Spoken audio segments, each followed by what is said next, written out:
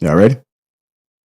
All right. They're dating over and up, and they can see the level of success via Instagram, Yeah. whatever, across a wide But swath of humanity. have you heard what I talk about when I say what hypergamy actually means for women? Tell me more. I know that the traditional sense hypergamy is just, you know, women want someone older, richer, all of these things.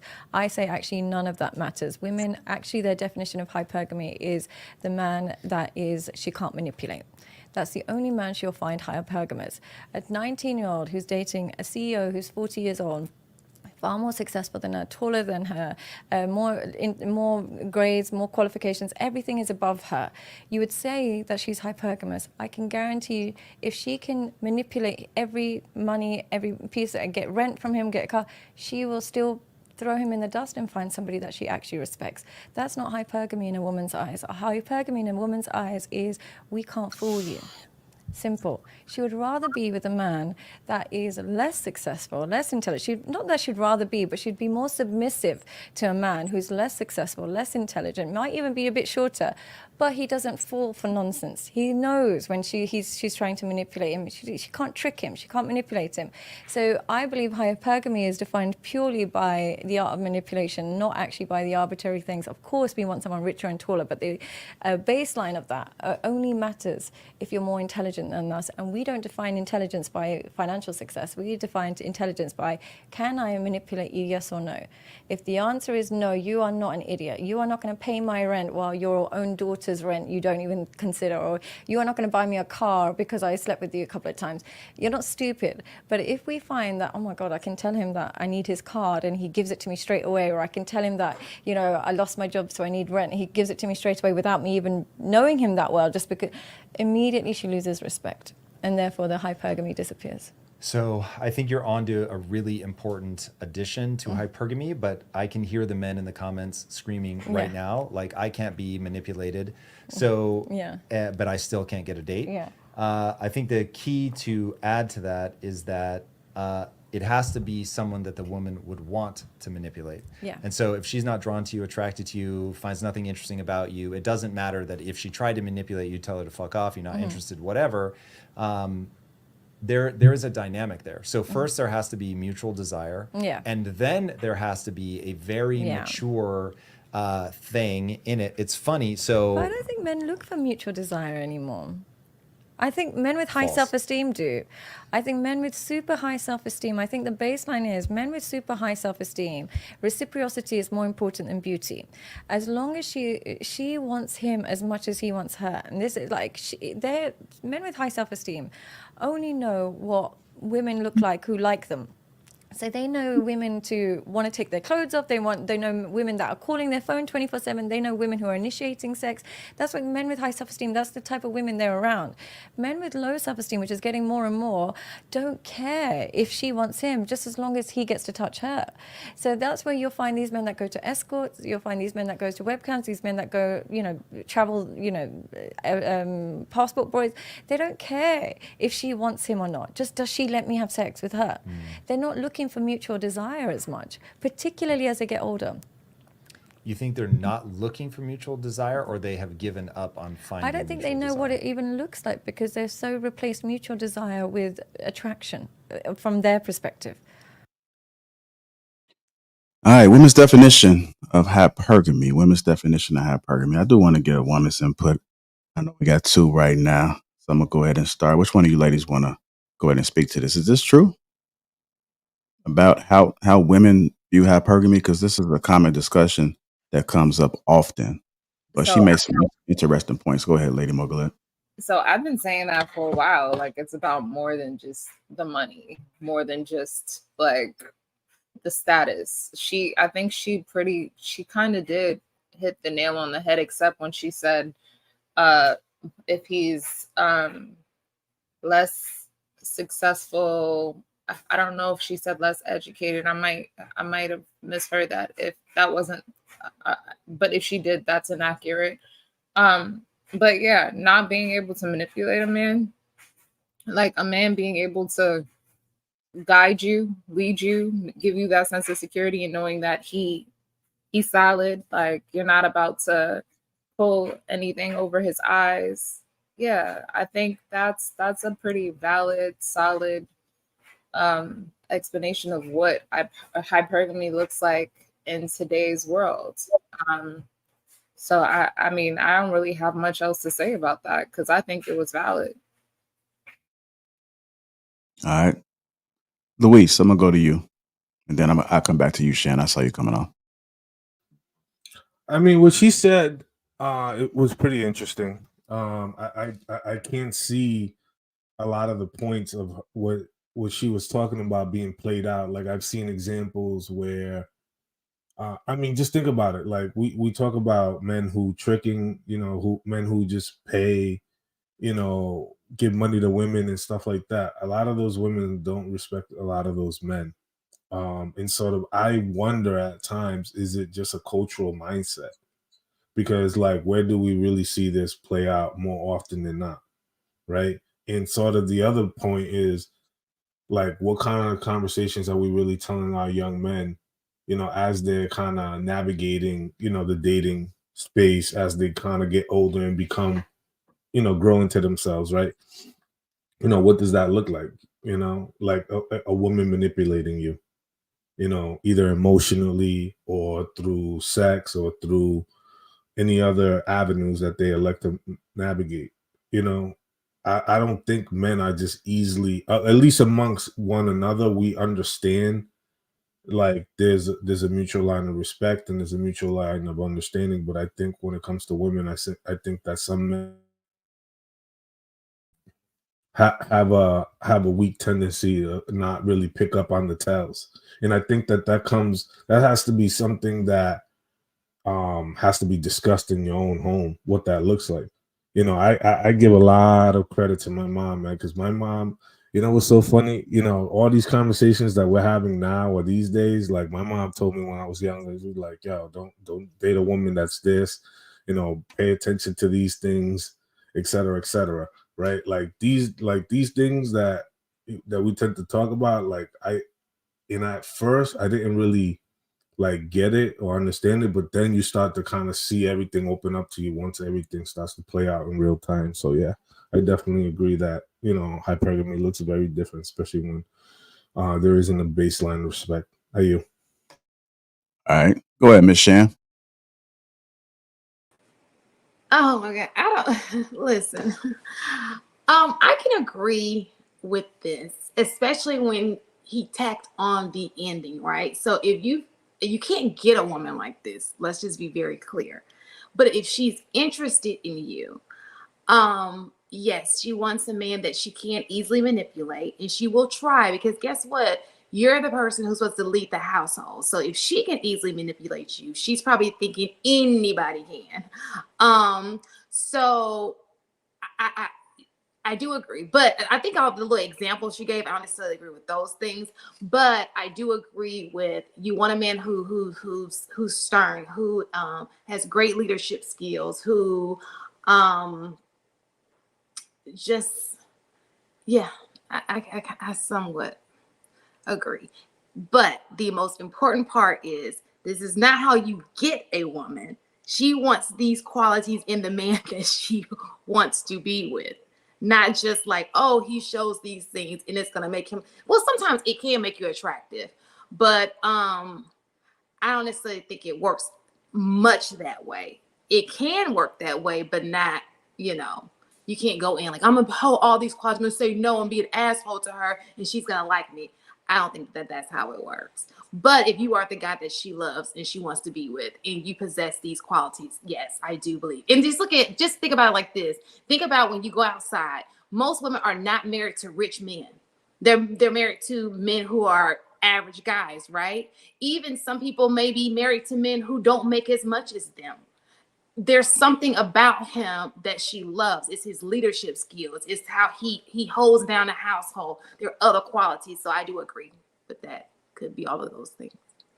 Hope that makes sense. Yeah, interesting. Go ahead, Vid. You want to say something, Luis? You're on mute, just so you know. I'm not sure if you was trying to say something. No, don't worry about it. I'll come back to you, Luis. Go ahead, Viz. First thing I'll say is for all the fellas out there that's in the chat, check out The Way of the Superior Man. A lot of what she talked about is addressed in that book, and that's why I'm a avid believer, and I always say it: if you're intimidated by approaching a female, then that's a self check that you need to do. That don't have shit to do with women or the dating scene or whatever the case may be. Um, I will say also, I agree with just about everything that she said. Everything that she said, in my opinion, was 100% facts. I think that you can get a woman, contrary to what Shan was saying. I think that you can get a woman by flashing money or status or whatever the case may be. Will you be able to keep them? That's something completely different. But for the most part, I agree with just about everything that she said. What did I say that you didn't agree with? You said that that's not how you get a woman. Oh no, I was talking about you can't necessarily. So what? Let me clarify. Maybe I was misunderstood. What I'm saying is, if you're thinking, oh, me, I step up to a woman and me saying no, no, no, is that's how I'm gonna get her. What I'm saying is this: she's saying how not to get cheated on, right? What that? Okay. So cheating means you're in a relationship and you're cheating on somebody. So I agree. No, I don't think it was about cheating. Was it not? What was No. it? It's about being manipulated. You said It was what? it's about how women view hypergamy. Hypergamy and hypergamy. So even with that, like the guys, I agree with the guy, and I don't know if she agreed or not. Forgot, but I agree. This is usually somebody she's already desiring, right? Y'all don't agree. It can't just be a guy she don't desire and he does this and she's like, oh, now it could happen, but very small percentage. What I was saying is it has to be somebody she desires, and then there's steps to this. You know what? I think that applies, but I also think that even if it's a man that you're not attracted to, sometimes as a woman, if he's putting his foot down. But I said small percentage. I said it does happen, but not on a large scale.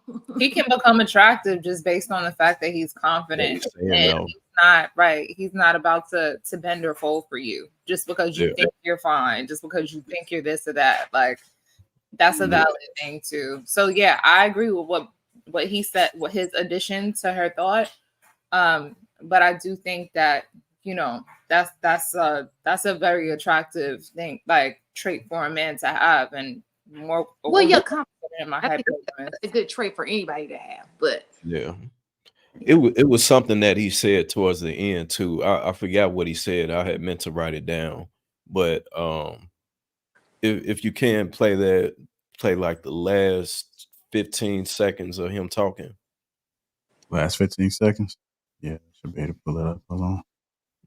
Yeah, because he did say something that I wanted to address, but I feel like I forgot what it what he said exactly. One second.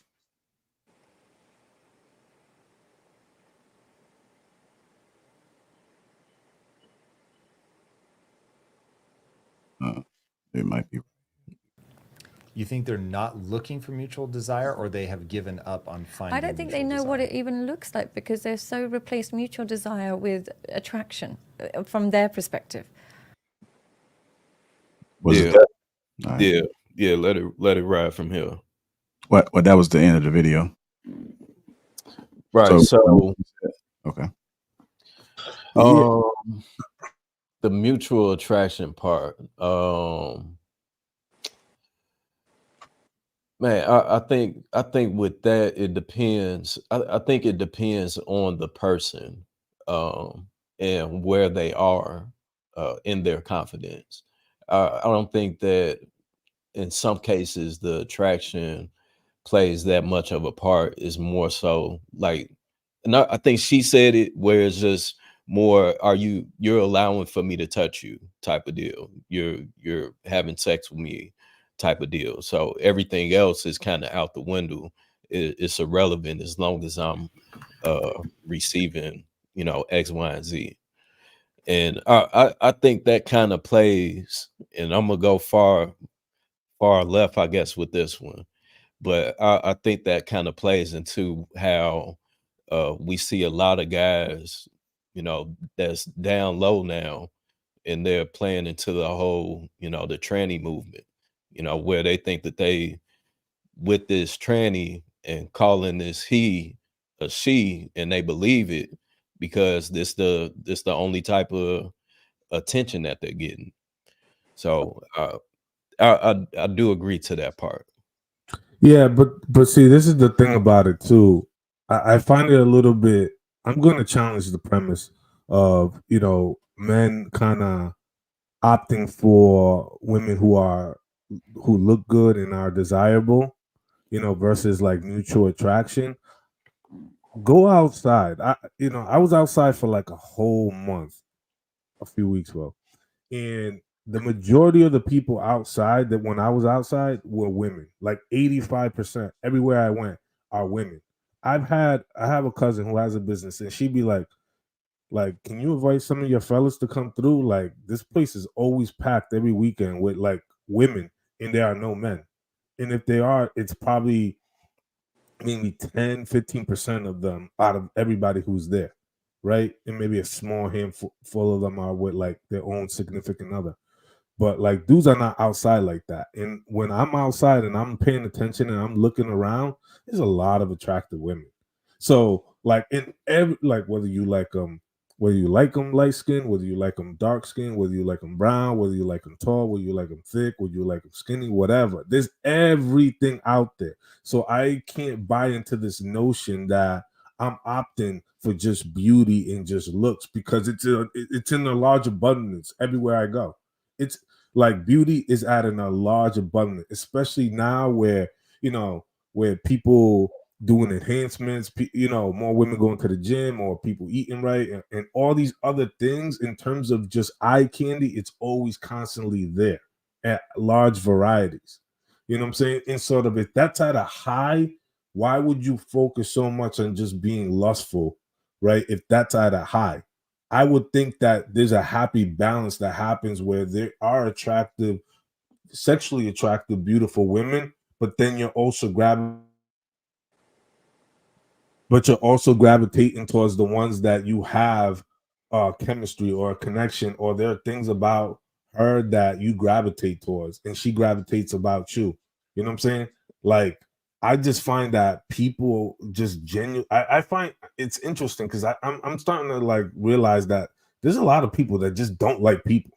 There's a lot of people who are antisocial, that just Right. don't like people, just don't like conversing in conversations about Society anything. pushes individualism now. Yeah, it is so individualized. It's crazy. And sort of when you have a group of men who are more indoors, who are more sheltered, who are not really cold approaching women everywhere they go, or just sparking conversations or building up that confidence callus, it's rather difficult for them to, you know what I'm saying, have that genuine conversation that are much greater than just the beauty. And sort of they're opting probably more for the beauty because of the simple fact that, like, I can't talk. I don't have the confidence or the wherewithal to talk to her, but I like the way she looks, and I just want to gravitate towards her because I could have access to her or talk to her.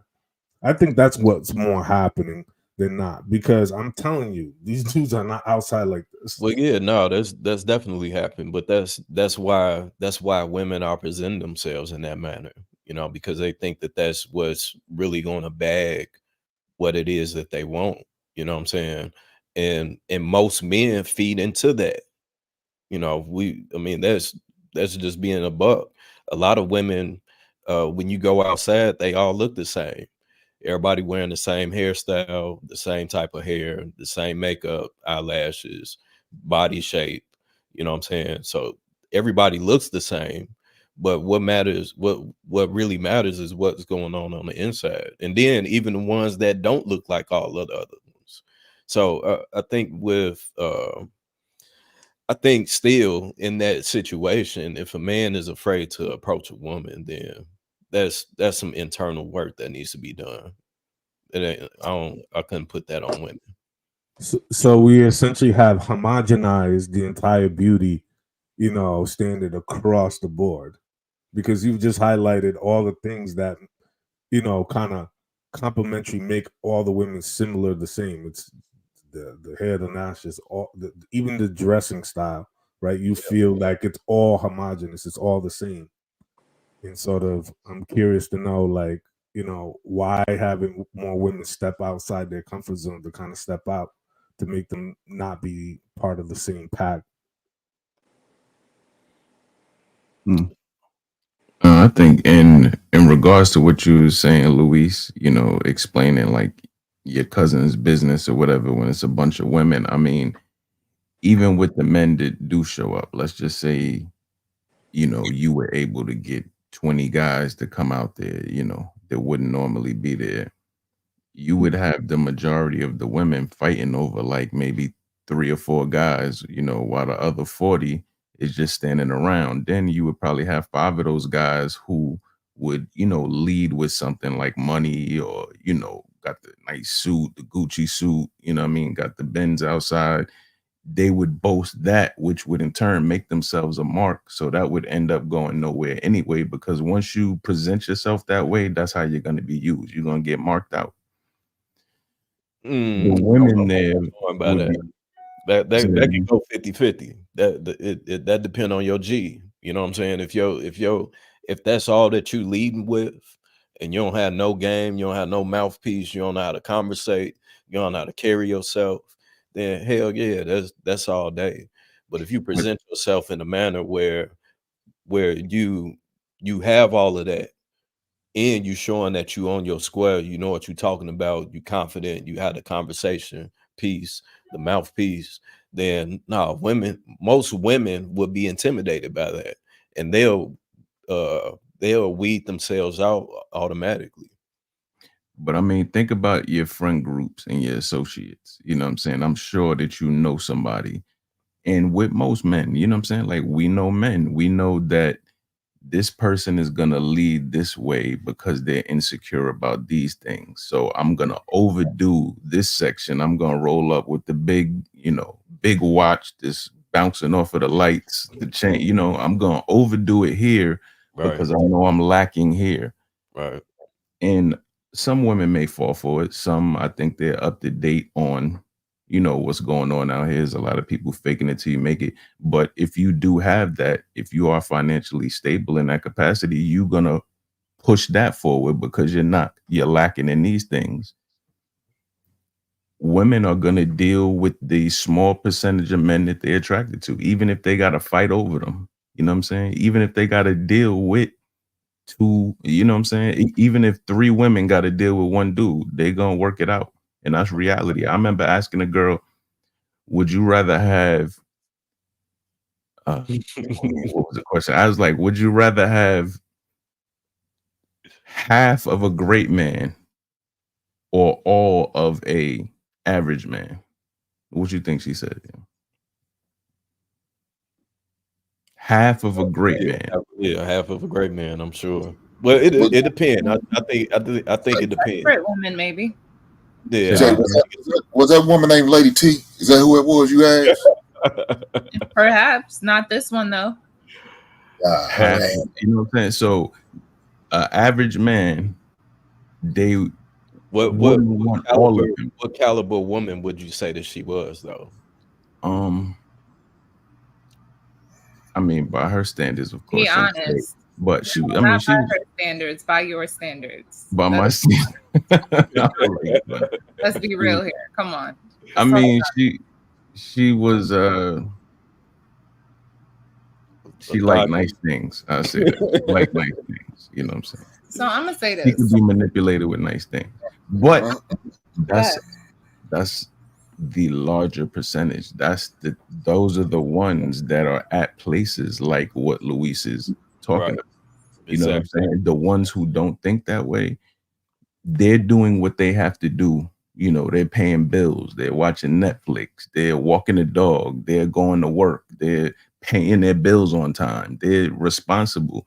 The ones who aren't responsible, those are the ones that are pushed forward like, hey, what's good? I'm looking for a new Mark. Where y'all at? The ones that are responsible, they're boring. And I mean, I'm using boring in the sense of a responsible adult, but by today's standards, that's boring. You know what? You I pay mean, we got to be careful with that too, man. Like that. I think that's a crazy, irresponsible kind of statement to say that if you're someone who goes to work, shows up, takes care of what they got to do, pay their bills on time, have good credit, have a reliable vehicle, you have money in the bank, and you have a 401k or other investment, that is boring. You have That's what I'm people out saying. here living in poverty. But that's what I'm saying. Check. You know what I'm saying? And that can't be fun. Being Yeah, stressed no, all the that time, is not knowing where your next meal is coming from, cannot that be that is the exciting. mentality though of some But of them. thank you. You know that is the reality out here. Some people though, you pay your bills, you got Yeah. stuff in order, credit score good, and you're just happy with thriving, moderate, not thriving like through the roof, but you're taking care of your business. You're doing your adult duties. So That's boring to some people. can I ask you something? Is this something that you're seeing and experiencing in real life, or is this something that you're just hearing on these podcasts? No, I don't even. This is what I'm 43 years old. Well, I'm 42. I'm about to be 43. This is what I've experienced. But 24th of this month. oh, happy early birthday. Thank So because I mean, I don't know. I'm gonna sit this one out because there's none of that. That's not my ministry. So I guess I'm not, I don't know, desperate. I like the boring guy that Luis mentioned. Oh, yeah. My man is a boring man, I guess, because yeah, I don't know. I ain't got it. Y'all got that? No, Lady T, I agree with you. Sit this one out, Lady T. Sit this one out. Let a reformed man whore speak on this. Look, man. Is it some individuals like that? Yeah. Look, even if you leave with money, it doesn't matter. You could still say no. You don't have to give the heifer no money. She don't get a goddamn dime. You don't have to. But you could show off and trick out and do all that you want to at the time when you're trying to get what you're trying to get. But it's all about what you're looking for. Now, if you are looking for a night, I mean, there's limited things you really have to say. You don't have to do much.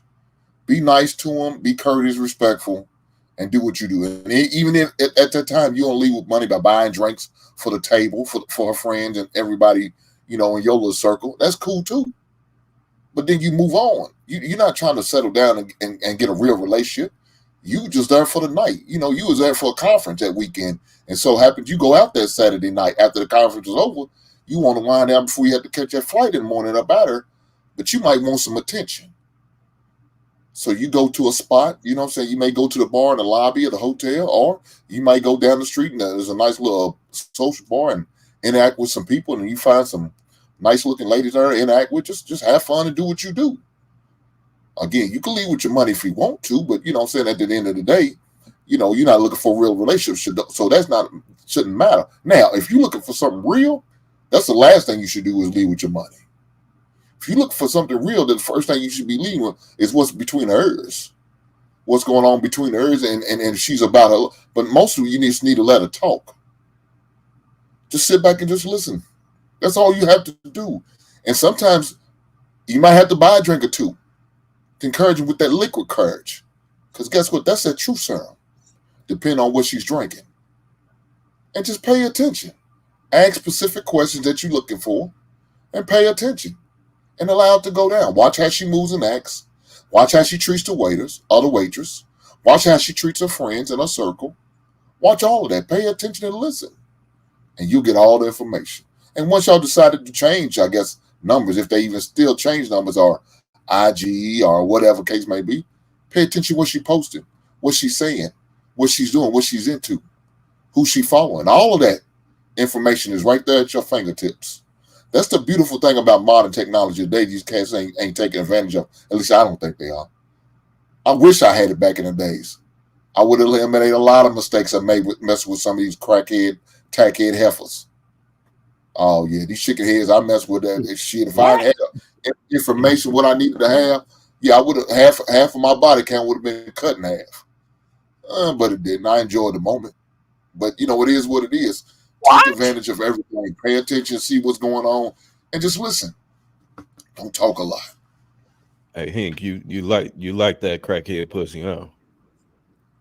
Man, look here, man. That was during the time when I was a sinful man and I was delivering packages. I'm leaving it You are what you ain't with.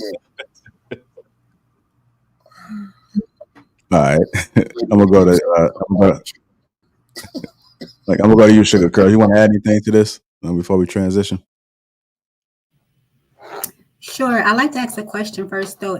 What is the consensus with this? Is everybody kind of on the same page?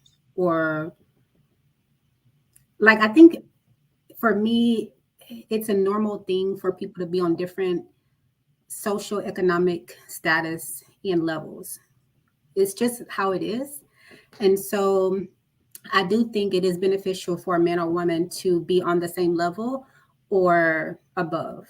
Now, if you're gonna go above, there's a caveat to that. There are strategies to that. But I don't think there's anything wrong with that. I think there are issues when one does marry below their socioeconomic status. And I think we should all rightfully know what that is. I mean, if we're self-aware, we know where we are. If one decides to marry someone who is below that, just know what comes with that. There can be issues later on in the relationship.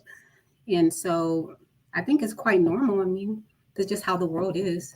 So the general consensus was, well, he played a clip and the psychologist basically said that the way we view hypergamy as women has pretty much evolved. And like, we're not just focused on the socioeconomic status, but on the fact that in our eyes, the man that we date hypergamously is the man that we cannot manipulate. That was her main. Oh, okay. I don't think that it's evolved though. I think that that's always been the thing. But why would a woman want to so Right. that, essentially he has a backbone and he stands on it. He doesn't allow you to manipulate. Yeah, that's why the saying "nice guys finish last" has been around before all of us. You know what I'm saying? So I don't think that that's something that's evolved. That's just always what it's been. Women would marry a guy that's a pushover and then go and find that balance outside of the marriage with a nigga that's, you know what I'm saying, that's doing the opposite or giving her the opposite to balance it out. You know, and I mean, and we honestly see the same thing with men in some cases in relationships, that 80-20 rule or deal that most people went by back in the day. So I don't think that is something that's evolved. I think that is just on a grander scale now that we see it. So are we relating one's way of conducting themselves to their social economic status? Like, for a man to have a backbone, does he need to be of a higher status to have one? Like, are we relating those two, or okay? No. In fact, but that may matter. That may matter to a specific type of woman, though.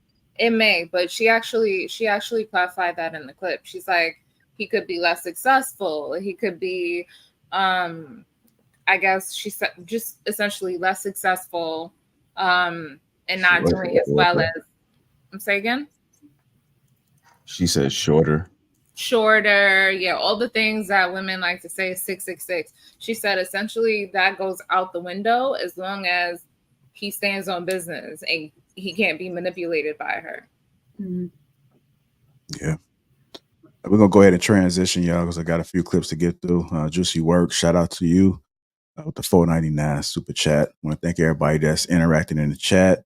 Really appreciate the dialogue. I do see some questions. I'm going to try to start the questions that you guys have in the chat, and I definitely will read the ones that super chatted. If you guys haven't, click that link that's pinned to the top of the chat. Put in Father, that's 15% off your Assured Men. So click that link. Father's Day is right around the corner. This is an excellent gift for them. Go ahead and get it, and we'll make sure that we be able to get it out in a timely fashion. Also, shout out to the sponsor again, Teach Hanley. Let's make sure we take care of our skin. That link is in the description. 40% off. And you also get a free gift, and then 20% off for life if you become a member. let's go ahead and keep it moving. You guys seen the title, How to Never Get Cheated On. I just kind of merged that hypergamy clip in there because I think it is relevant to the discussion. And now we're going to go ahead and break down what she says about how never to get cheated on. This is that first clip right here. Do men put themselves in a situation where they can avoid Yeah. the kind of woman that's going to cheat on them? Here's the thing with men. This is a really key difference why I always say men get cheated on so much more than women do. With women, we enter relationships with the assumption the man is going to cheat at some stage, and then we're looking for evidence that he's not going to do it. So we go in with our, alertness on. Most women, and I think there's an evolutionary reason for that, because obviously we don't want to be left pregnant and all these things. So most women, when they meet a man, they'll start to check his online, when he's online, who he's following, and then over time, they earn the trust and like, okay, I can relax. He's actually quite good. Like, I haven't seen any problems. Perfect. With men, they go into relationships with the assumption she would never.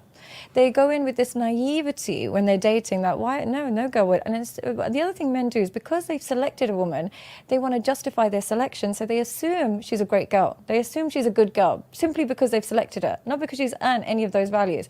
So what happens is they ignore a lot of the behaviors that predict cheating. And the behaviors that predict cheating are so easy to see, but they avoid those and they just focus on what they like, because particularly if they're sexually satisfied, they will literally avoid all the evidence. So how they get cheated on is they go into it with a naivety. Now, men who have been with lots of women will tell you that women are no more innocent than men are. They've been on the receiving end when they've been in bed with a girl and she's called her boyfriend and said, oh, I'm just going to be home. They've seen that side of women.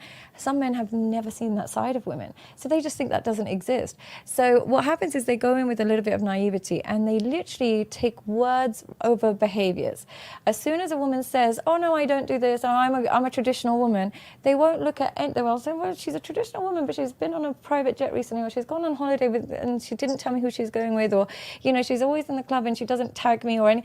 They don't connect the dots. They simply go by what she says rather than what she does. And I notice this particularly with men who have terrible relationships with their fathers and just grow up in a single parent home. I always say men who grow up in a single parent home are far more likely to be cheated on. And the reason I believe that is when you grow up with just one parent, you have only one version of events. You only have a female perspective of the world. You kind of just think, okay, what mum says is almost true because you don't have a way of fact checking it. When you grow up with your mum and dad, you see that mum also, she can be a bit annoying. Dad is difficult sometimes. You see the dynamic and you can fact check the truth and you validate what is being said. When men grow up with just a female perspective, they start to go into the real world believing everything a woman says and not double checking it. So when she says, oh, my ex was so controlling, he used to always think I was cheating on him, he won't say, why did he think you were cheating on him? Did you do anything? They'll just think, oh my God, what, how he's so toxic. I'm going to prove I'm so much better than him and I'm not going to say anything. I'm going to let you do whatever you want. They just adapt to her perspective. So that's the first thing. And the second thing is because they grew up not seeing what a wife looks like, not seeing that women, they tend to come home when they're happy. They don't always go on holidays with their friends.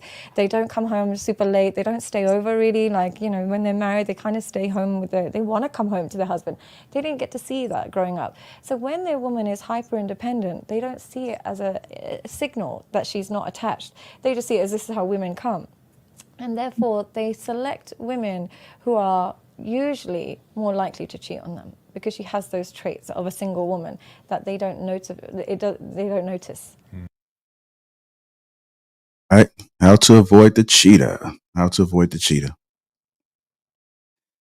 I'm going to go ahead and start with you. You want to go ahead, Sugar Curls?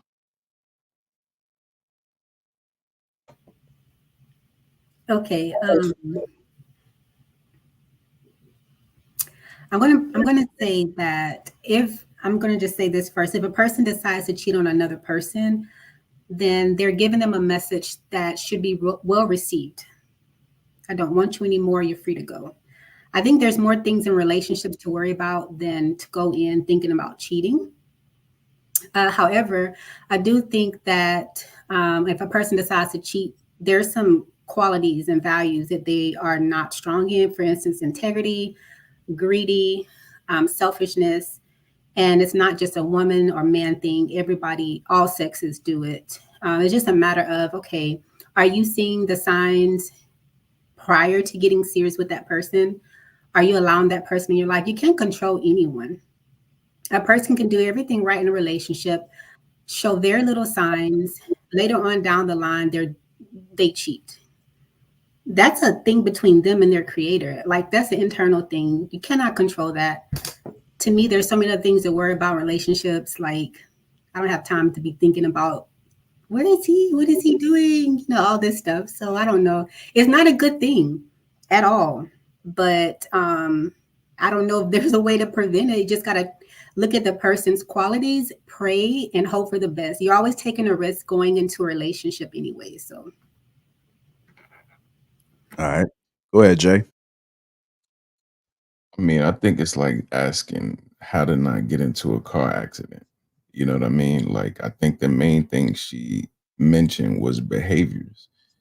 So by driving on the highway, you acknowledge the different behaviors of the drivers, which will better prepare you if an accident does. You see somebody with their blinker on, just shifting into the lane, I need to slow up. You looking in your rear view to see if anybody's behind you speeding, so you acquire, a myriad of different behaviors that lead to accidents. So I think she made a good point when she mentioned behaviors, because you can't really take anybody at their word initially. People present the best of themselves. Oh, I'm a great driver, and then you in the passenger seat, like, they can't drive with this shit. But pretty much you can prevent the chances, but you can't stop the behavior. You can't stop what a person is going to do. Like Sugar Curl said, that's between them and their maker. But if you're dating correctly, you observe that. You know what I mean? Like when you first start out with a person, they may be out there socially dating, and you see how they deal with other people, and you just kind of take that into account. You archive that information, because if you ever get to that point with that person, it's like, what's going to separate you from those other people? Based on how they treated those other people, you can end up being one of those other people depending on how they treated them. So if that treatment was good, then you got something to look forward to. If you saw that they just, took advantage of a lot of people and kind of left them in the dirt, then you kind of can make a summation of what that's going to be. So I would say definitely behavior is the main thing. All right, go ahead, brother. I'm sorry, go ahead. No, I'm saying be friendly with them, get them to drop their guard, let them tell you everything, and then just archive that. Okay. All right, Hank, I'm going to you. How to avoid the cheetah. Damn. Are we looking at this from a man's perspective or a woman's perspective? I mean, like, it's up to you. You want to be creative? I mean, you can. I mean, it'll serve well for the conversation. I don't know if you want to use those words. Want me to be creative? Hey, JR, is that you in that picture over your shoulder? You identify as both today, Hank? I didn't realize you could give a woman's perspective. Yeah, that's tough. Thank you. Yeah, Lady T, I didn't hear you. Could you repeat yourself, ma'am? I said, what happened? You identify as both today? I didn't realize you could give a lady's perspective. Yeah, today's a good day for you. You must have had you a date last night. He gave you some dick last night, so now you coming at me real sideways. Over here. Don't you dare. Don't worry about it. Let's keep it PG, y'all. Like a Sunday, y'all. Come on now. You're right. You must have got some eggplant last night, Lady T. Congratulations to you, ma'am, and all your endeavors. So let's talk about this. How not get cheated on. Well, as a man, I mean, only thing you can do is probably try to make sure you pay attention to what's going on in the relationship. That's probably going to be the most important thing. Pay attention to the little things, the mood swings, the changing of attitudes, maybe her work schedule. Pay attention to all of those little things like that. Will probably definitely help you. as far as a man doing what he needs to do to make sure he's pays attention, be aware. When she's ready to have a conversation, just listen to the words and the language she's using on how she's describing certain things. Does it sound, like something more dire need, or is it just something she just ready, some type of stuff she's just pretty much venting and just getting off her chest?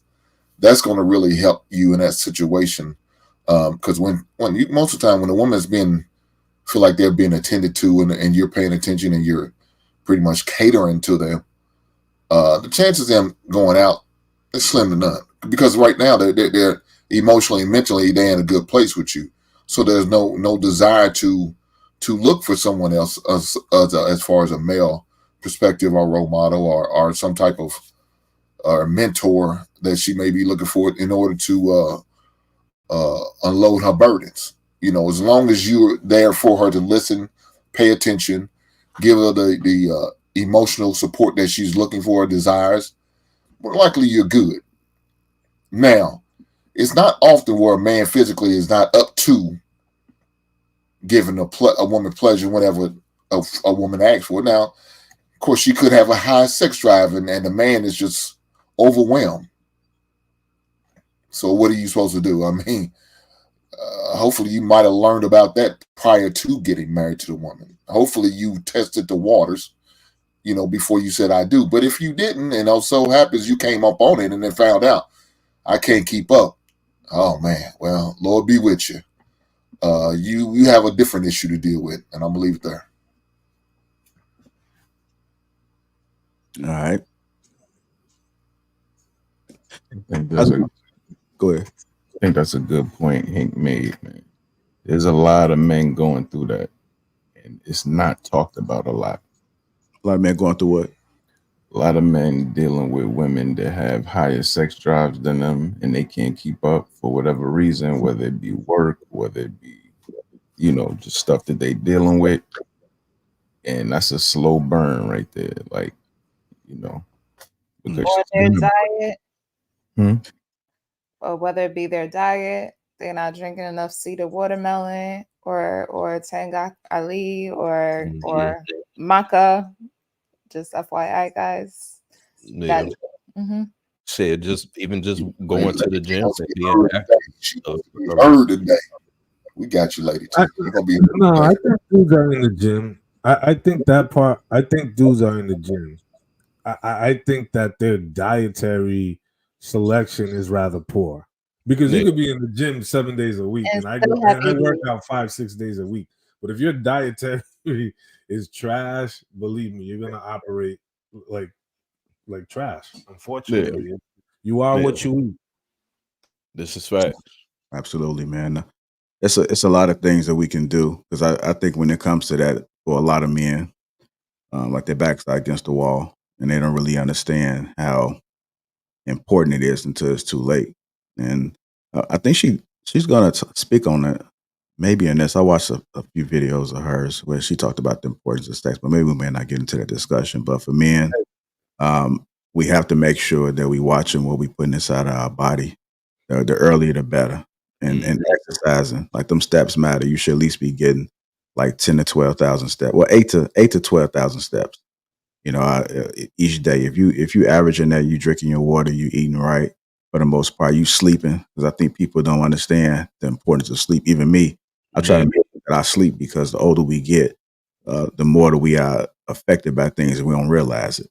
So if you take care of the core important things, then I think that you got a better chance. It's never a guarantee, but you got a better chance of being able to keep up.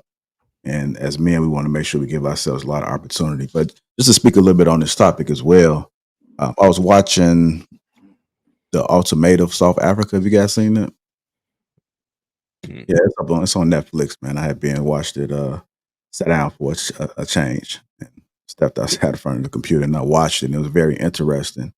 And so I think it's good. It looked like it was it was a reality dating show where they brought couples on there. And so one of the couples, whether it be the man or the woman, brings their mate there in hopes to try to save their relationship, save the marriage. And what they do is they're there, I think, for a few weeks, and then they switch up with other people, and then they date and they come back. It's a whole lot of that going on. But what I've learned is that a lot of women have built up pain. They have pain, and then the pain is released in the form of cheating, because it was a big thing where it was a promise made that even though they was trying this experiment out, that you wouldn't cross the boundary of getting intimate with somebody. And a few people got intimate, but one was highlighted a little bit more, and she really crushed that guy because um, he had no idea. But what we learned is that she was hurt a long time ago. So the fact that the man wasn't paying attention to what he was creating, she responded in a different way, which we see often. So you got to make sure. What's what you got going on? You over there playing CNN? But anyhow, the point that I'm trying to make is that you can vet properly, but there's still a potential based off lack of communication that there's a possibility that things can go left and you're not realizing until it's too late. So it not only happens, you can vet somebody thoroughly, but sometimes people just grow apart because they just not communicating with one another. So go ahead. Yeah, no, that was actually really well said, JR. But there was something that you said that really resonated with me. It was like she was hurt a long time ago. And to be quite honest with you, we have these conversations and we talk about people vetting and paying attention to red flags, green flags, etc. But the reality is that there are a lot of people out here who are hurt, who are dating, who are trying to date or trying to meet people who have not addressed any of their previous issues, right? And there are people out here who want their pound of flesh because somebody did their wrong, and sort of they want to kind of enact that same sort of pain. That's just the sad reality of it too, because a lot of people are more comfortable operating. I find that a lot more people than often are much more comfortable with operating in the dark than actually having the uncomfortable conversation with their significant other about the trials and tribulations that they've gone through either in their past relationship and what they're currently going through in their mind. It's something too that I wanted to address that she had said. She had mentioned that that most boys that grow up in a single parent home, I was going to address that too. they're more than likely to be the ones that get cheated on. And I'm kind of torn by that because I feel like at least in the generation of our generation, maybe not so much this generation now, but during our generation of growing up, I think one of the perks that I would say of growing up in a single parent home was being able to be around women and learning what works. What are they looking for? What don't they like? What do they like? And being exposed to that at an early age, I think that was a plus for me to be able to see those signs early on and essentially not be in that group of men that get cheated on, and then of course don't know how to handle it or whatnot. But I think in most cases, the guys that do experience that are the ones that are in a dual parent home, you know what I'm saying? Because they expect the fairy tale or whatever the case may be. So now they're blinded by what can actually happen outside of this protected space. Yeah. That was an excellent. My fault. You go ahead. No, go ahead, because I'm saying something else, and I do agree with what he's saying. You could go ahead. Go ahead. Yeah, that's an excellent analysis, because I'm thinking most of my friends that had the free crib where the nonsense took place, it was single parent homes. And like you said, a person that was raised in a dual family, you're looking at it all. You have a whole different perspective on relationships, the mechanics of it. Your parents may have shielded you from like the negative for a long time, maybe until you get older and you were able to see, where they had their struggles. But for the most part, you have a whole different perspective of it. So you are definitely blindsided by, damn, is this supposed to go this way? Or you're holding women, on a pedestal because your mom, you saw how your dad treated your mom or who your mom was as a person. So you're putting them up on a pedestal, not realizing not everybody is worthy of that. Everybody starts out at a level playing field and then they earn that pedestal. So let me ask the question. So should people who grew up in a two-parent household, be more wary about dating people who grew up in a single-parent household dynamic? I think that needs to be considered because I did. You know what I mean? When I was realizing like a cycle, you know what I mean? It was a cycle of daddy issues or mommy issues, or I'm the oldest sibling and I'm raising my younger siblings. I'm essentially the mom. You know what I mean? So I'm trying to escape. You know what I mean? Like I had a situation where literally, my ex was the older sibling raising her two younger siblings. The dad was military, so essentially, and the mom just took off. You know what I'm saying? When the last sibling was born, so she was like the mother. It was mad pressure. So she was always like running from them. She was their stability. So she would move here and then they would eventually follow. She would move to Atlanta, then they eventually would follow. She would move, you know what I mean? So eventually, she just straight went to another country. And I was in the relationship at the part at the end when she went to another country. So, stuff like that. So I'm thinking, okay, if I'm dating people with a similar, to have a similar perspective because they come from a two-parent household, I think that needs to be considered. For a young person looking to date, trying to find somebody who's, equally yoked, that's something that they should absolutely consider. So I had a few things that I wanted to say, but I don't remember everything because I kind of forgot some of what was said by her in the clip. But one of the things I did want to address was the whole thing that she said about single moms and all that. I didn't fully agree with that point either. And even some points where she was speaking, I was wondering what demographic she was speaking for, because a lot of young men that grew up in single parent households, that were single mother households, had to see their mother making her mistakes. It was no fairy tale. It wasn't a balanced woman's perspective. So I wouldn't necessarily say that they're going in a relationship thinking that a woman can do no wrong. That's one. I do agree that the behavior is the tell-all. I completely agree with what Sugar Crow said earlier, though, because it's about behaviors. It's about a cheater is a person that has like flawed character, period. Like they're deceptive, they're selfish, you know what I mean? And they don't respect themselves. So I'm not sure how you're going to expect respect from your partner after you cheat. You know what I mean? That's kind of, I think it's the deception and the loss of respect that typically breaks down the relationship once the cheating happens, because there's that betrayal, then of course bruised egos and all that stuff is involved.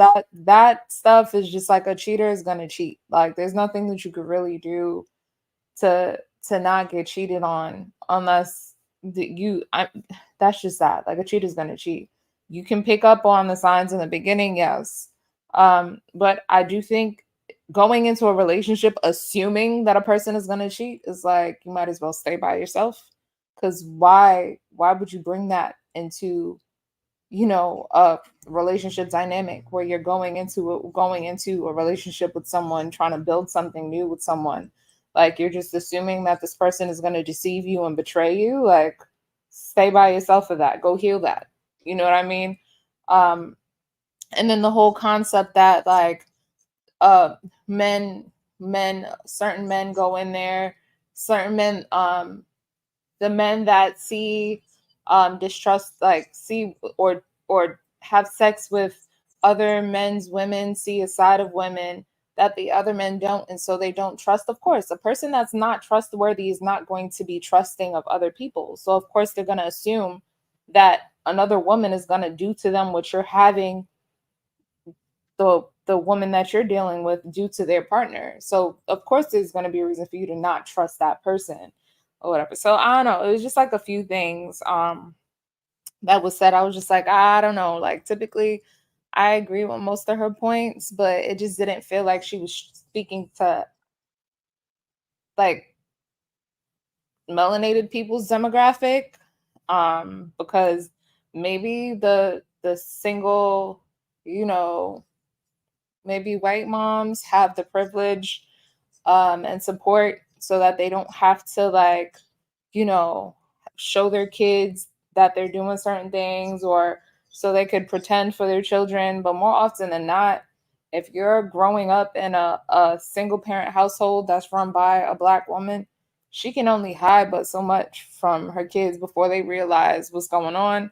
And if it's a young man, I do believe that young men learn, you know, about emotional regulation from their fathers.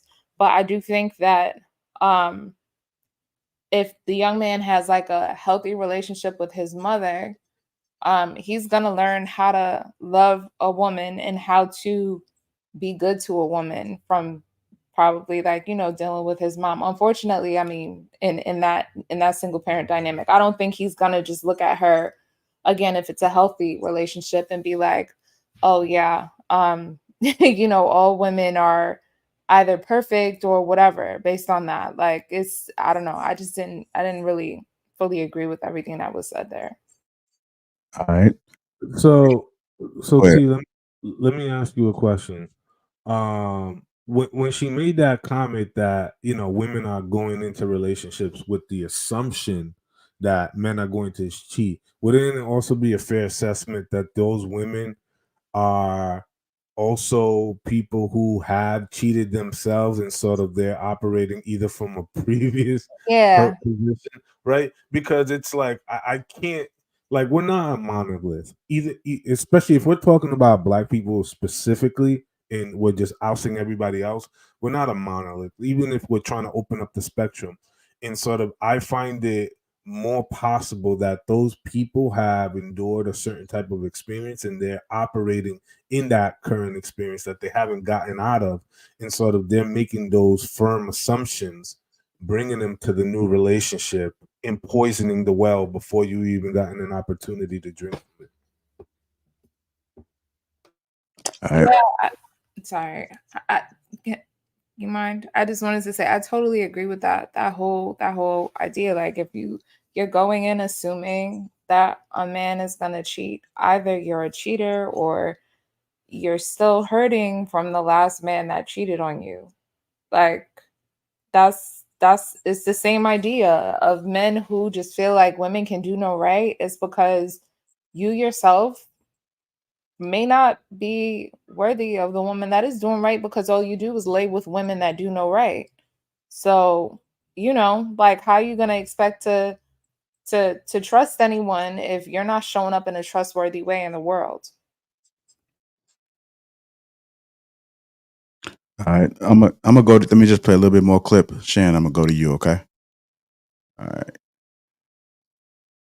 I think that if they treat her better than what she normally goes for, they've got no competition. So what I mean by that is they'll walk into a room and they'll be like, I'm the richest guy here. Oh, I've got no competition. Or I'm the tallest guy she's been with. Oh, I've got no competition. Your competition is not defined by other men. Your competition is by how loose her boundaries are and her values. You could be the best looking man she knows. You could be the richest man she knows.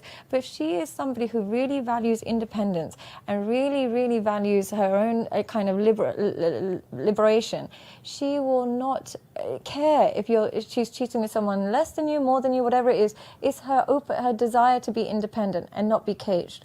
Now, what they'll do is they have this false sense of security that they've created for themselves rather than based on her behavior. Your sense of security should come from her level of dedication. How do you monitor her dedication? She naturally respects the relationship more than her independence.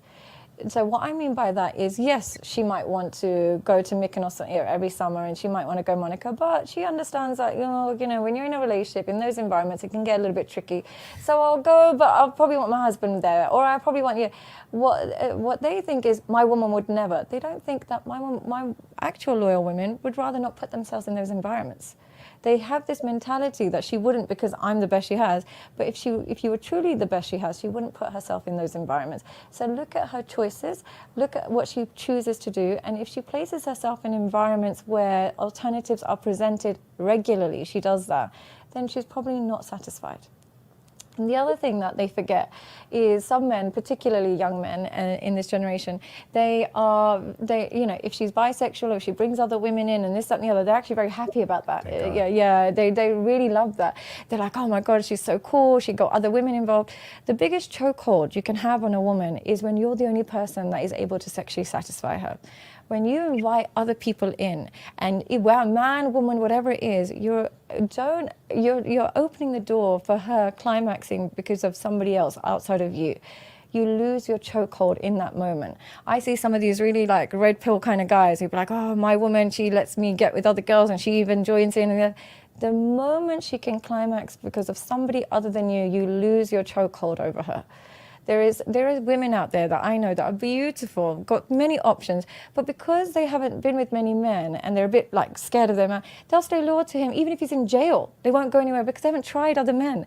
But other women, that because the man has opened that door for her and invited other stimulants into the relationship, you lose your ability to get complete and utter sexual submission from her when you invite too many alternatives for her. All right, go ahead, Shan. I mean, she touched on some of the things that I was about to say. So this is not all women, please. I can't speak for all women. It may be even a small percentage of women. Some women are just not accessible like that. If you have a woman who's easily accessible, she probably, cheating is on the table. But if you have a woman who is friendly and accessible are two different things. She can be friendly to people, but is she accessible to people? Okay. So a guy breathing down her back is not going to make her want to cheat. She's just like Saida, the psychologist, said, if she's not used to being around a whole lot of men, she doesn't give all these men, an ability to be with her, then she's not going to cheat. She's just not. She chose you for a reason, and she's probably going to be real loyal to you, pinpoint blank, right? Now, I can't say how many of these women nowadays are like that, but there are women out there. It's not easy to have access to them. It's just not. And those are the type of women that you want, because when you have that woman, cheating is like the last thing that she wants to do. As far as when it comes to being in a relationship and looking for another person cheating, my grandmother always told me a man worth having is going to have options, right? But how does he deal with those options? Is he a man who's like, hey, puts his family first? He's not willing to screw up for his family. He stands on his word. He's a man who moves with integrity. All of those things, those are the guys that you want. He can't help that women want him, but is he going and using these options? Is he feeding into these options? That is going to be the issue, right? And I think that when women go into relationships, they're trying to see what kind of man he is. Is he the guy who is saying, listen, I'm here for you?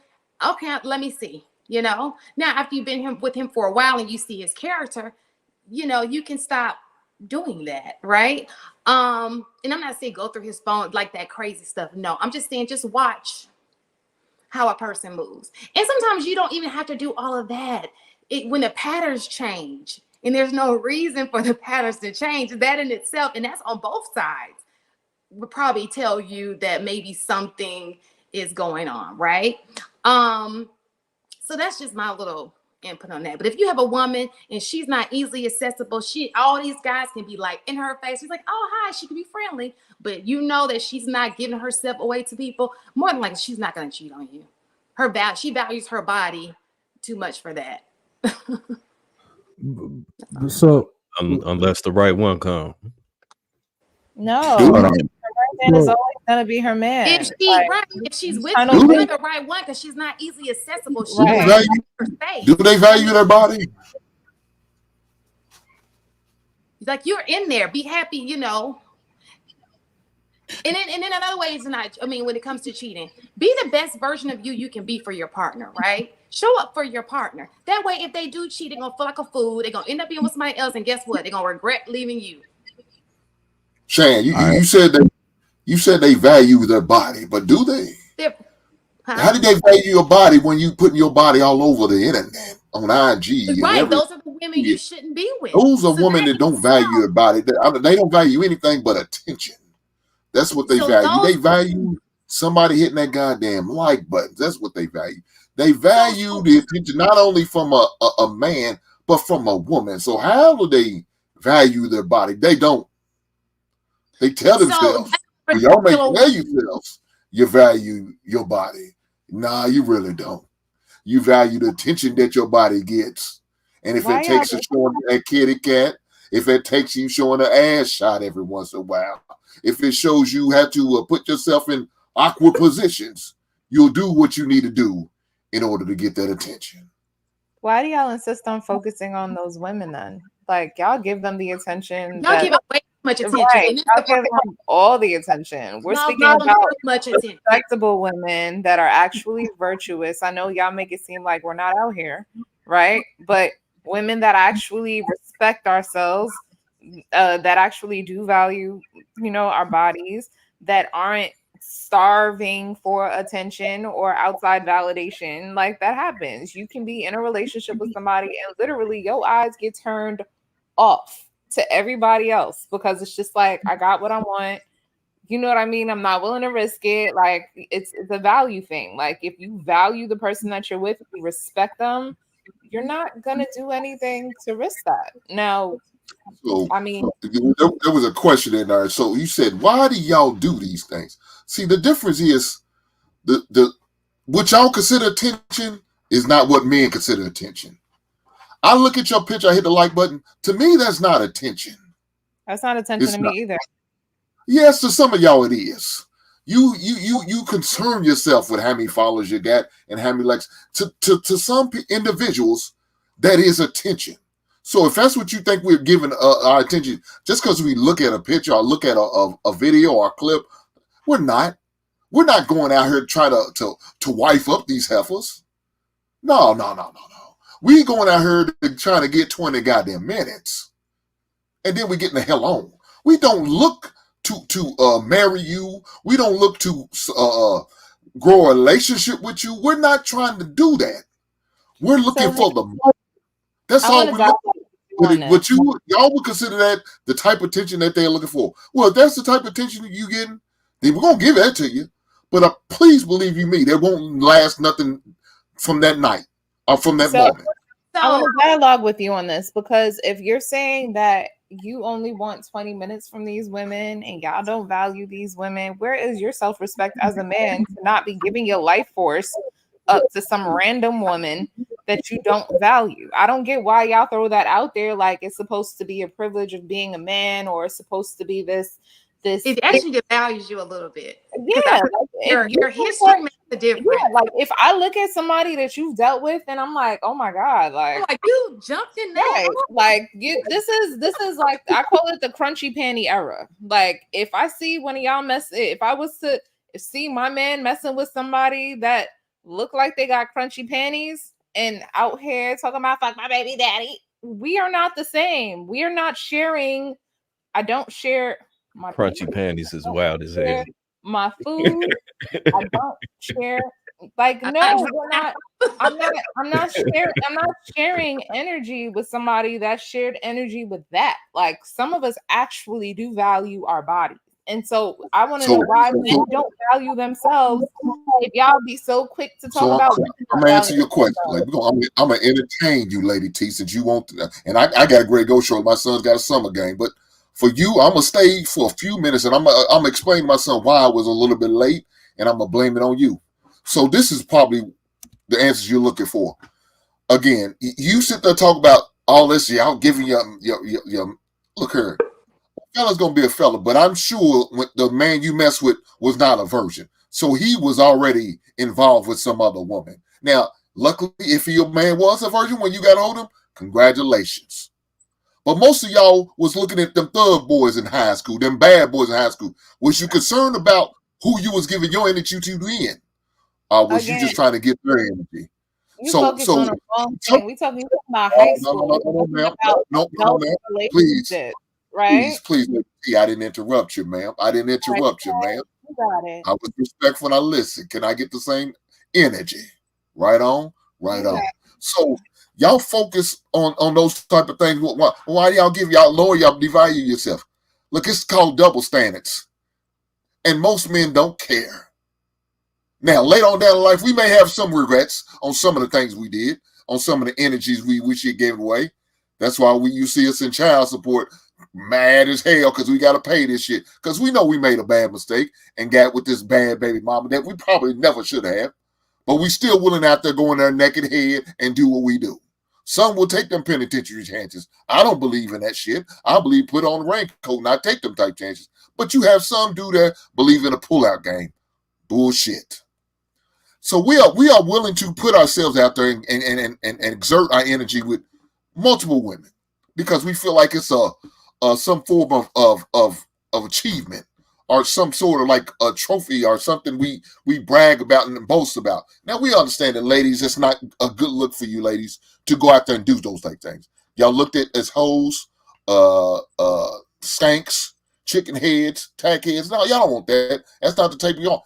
We don't have no problem with getting that title. There's a lot of other titles that y'all try to give us that we would never want to be, even like calling us homosexuals or giving us off with that small dick energy. You know what I'm talking about. So we know those are titles we no, don't give us those titles. We don't mind if you, like I sit there saying, I don't mind. I'm a reformed man, but I'm a changed man now. But was I like that? Yes.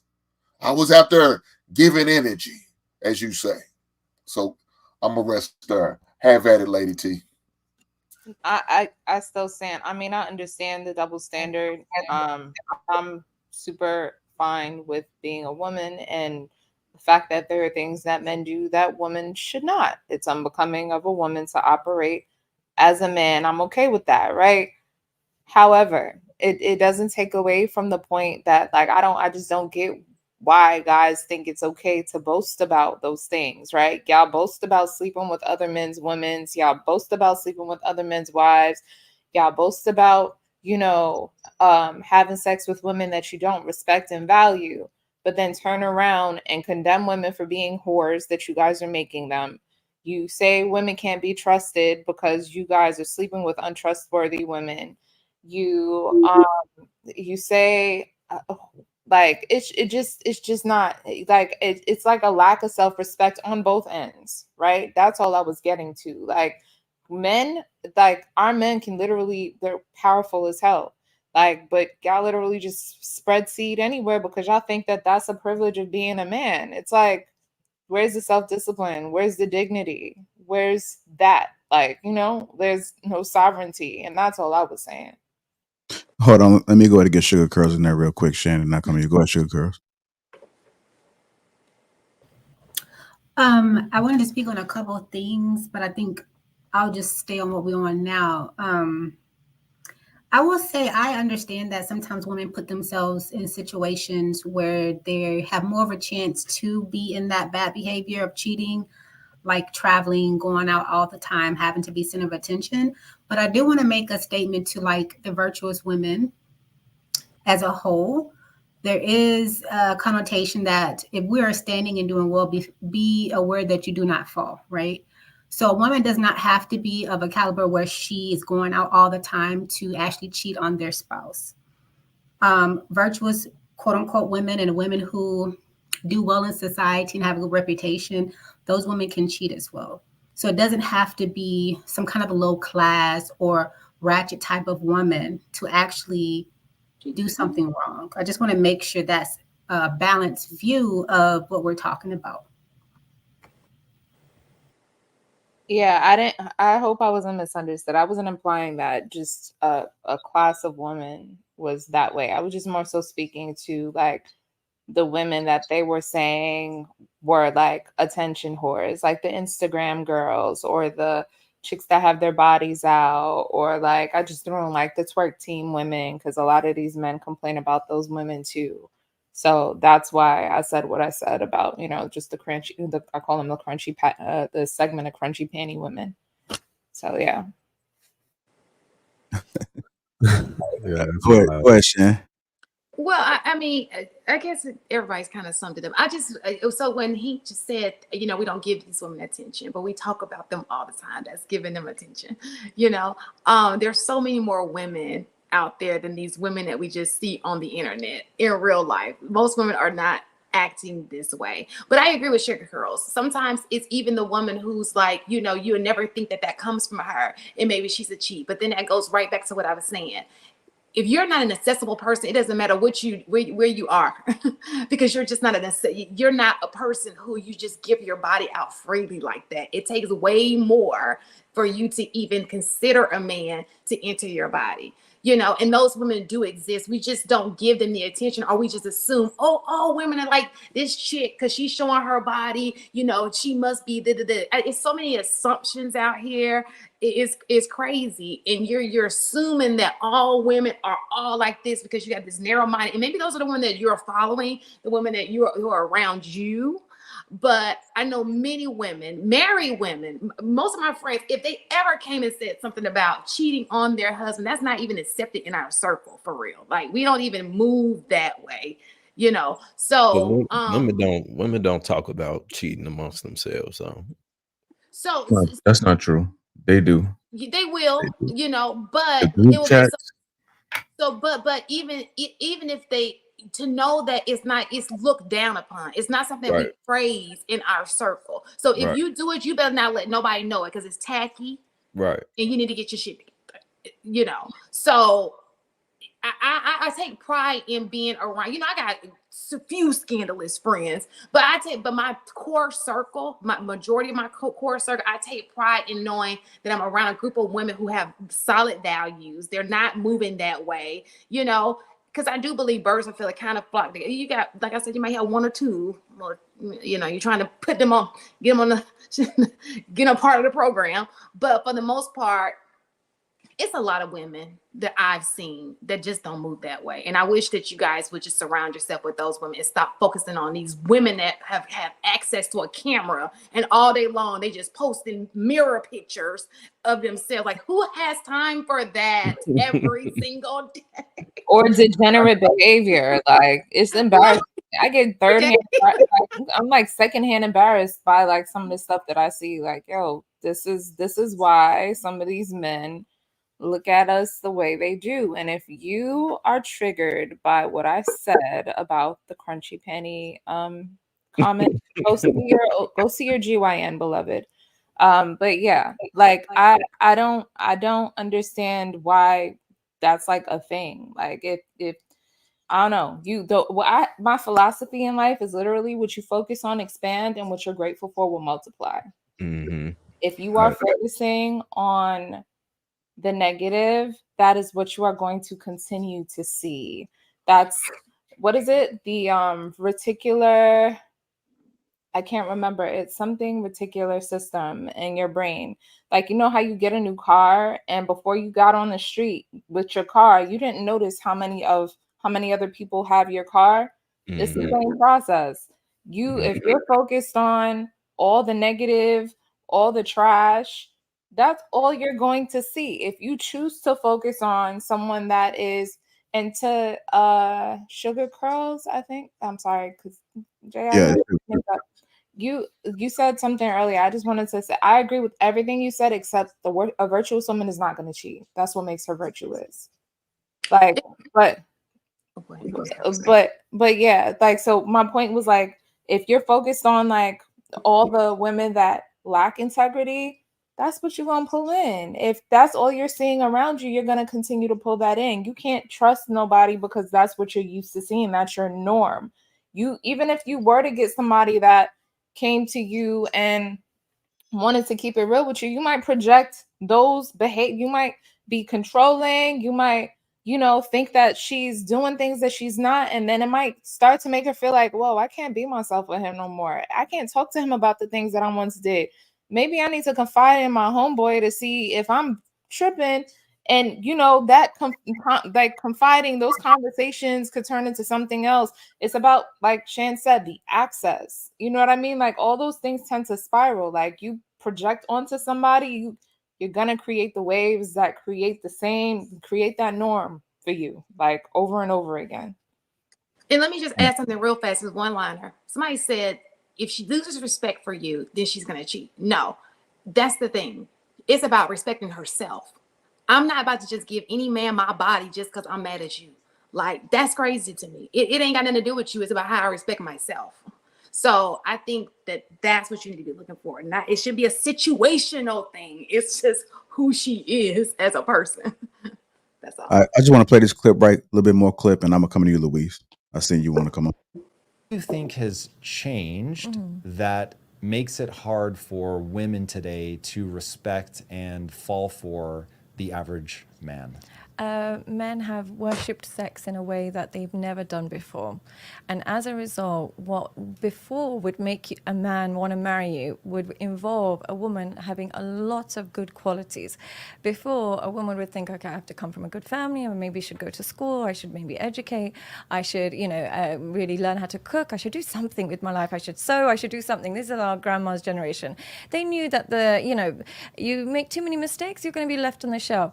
In this day and age, the women that are actually the least promiscuous, the most traditional, don't have sexual experience, struggle to find a man. Whereas a woman with every surgery, with every tattoo, with all of her body out everywhere, she has endless queue of men. Now they're going to argue, no, but we don't want to marry those girls. They're actually lying. Men are very happy to marry the woman that gives them the most sexual pleasure. They think that's not true, but you ask them which of your exes or which woman had the biggest chokehold over you, and it will be usually the woman that they enjoyed the sex with the most. And when a woman learns that she can get away with murder simply because you're hyper attracted to her, it makes it impossible for her to respect and want to be with you. Impossible. Because it's like, how did I get here so easily?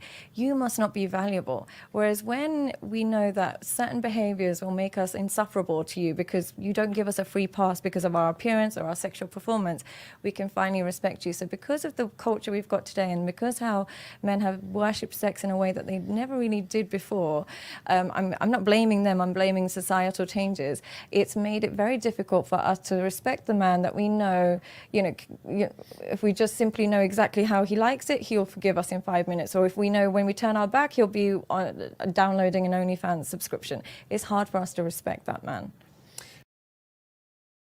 All right, Louise, respect for the average man. Can you play that one more time? After Louise, but I just need to see it one more time. Yeah, I kind of I'm gonna tie into this, but I'm gonna tie in a little bit what we the previous clip that came up. When we have these conversations about people being independent and being hyper independent today, I find that today people are very hyper independent, right? People don't want no outside constructive criticism, no outside guidance, no outside input, right? It's sort of like, I want to lead and navigate my life however I want. And sort of when you give a society so much freedom and so much reign, people tend to align and adhere to bad behaviors. You know what I'm saying? The reason why we have people not going outside and ripping each other apart is because we have law and orders and sort of codes of conduct input in our society to maintain it from the foundation from cracking, from things to just going awry, right? You can feel comfortable going to places and doing certain things because you have a collective understanding that everybody is adhering to those things. That's not the same thing in dating. You know what I'm saying? A lot of people, the reason why I find and I hear when we have these conversations that women want the independence because they want to do whatever they want, whenever they want, with whoever they want, at whatever moment, and nobody has that say or have that sense of, you can't shame me from feeling guilty of this way. But I find it very odd that you want to have that set of freedom, but yet you want to reap all the benefits of being in a relationship and having that protection, that provision, and someone being there, right, at night, but yet operate in that manner. That never works out. That never is in alignment, and a lot of people are not being very honest with themselves. The other part I'm going to speak about is, people being, a lot of people, and since we're talking about women, a lot of women do practice non-monogamy for a very long time. You know what I'm saying? I mean, just stop and think about it. I've had conversations with women that say, well, I've been single for 5 years, 6 years, 7 years. That's crazy. Like, what is, like, imagine applying for a job and you telling them, like, yeah, I haven't really been in in the market for 7 years. It's like, what have you been doing all this time? You know what I'm saying? And a lot of people would be like, oh, I've been focusing on school and this and that. But I've come to the realization that even that's a fallacy, because women are always talking to somebody.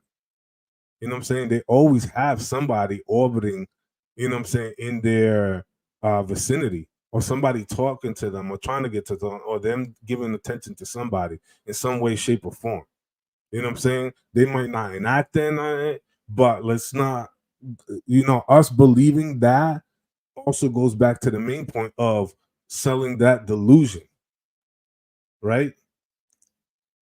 And as far as respect is concerned, tying into this clip, we have over sexualized and also sold the over sexualization of imagery in videography in our culture, to the point that a lot of young men are kind of desensitized.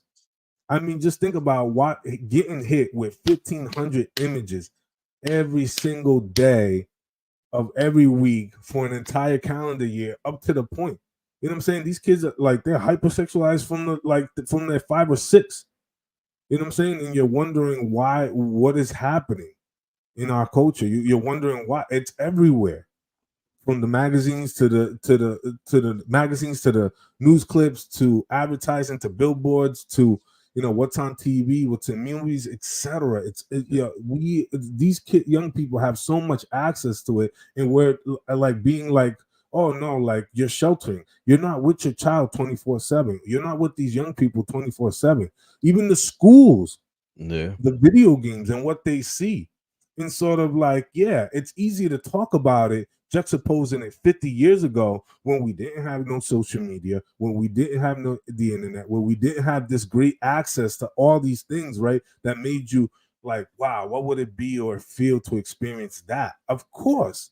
You know what I'm saying? You're planting the seeds, you know what I'm saying, of curiosity in a lot of people. In this instance, women. I think it's more so the morality of it all, though. That's really the biggest difference between now and 50 years ago. You know what I'm saying? I was just talking to someone where even now, if you go to church, most women not wearing stockings when they go to church. Back in the 90s, the 80s, the 70s, if you did have some leg out, man, you better have some stockings on. That's not a thing no more. You know what I'm saying?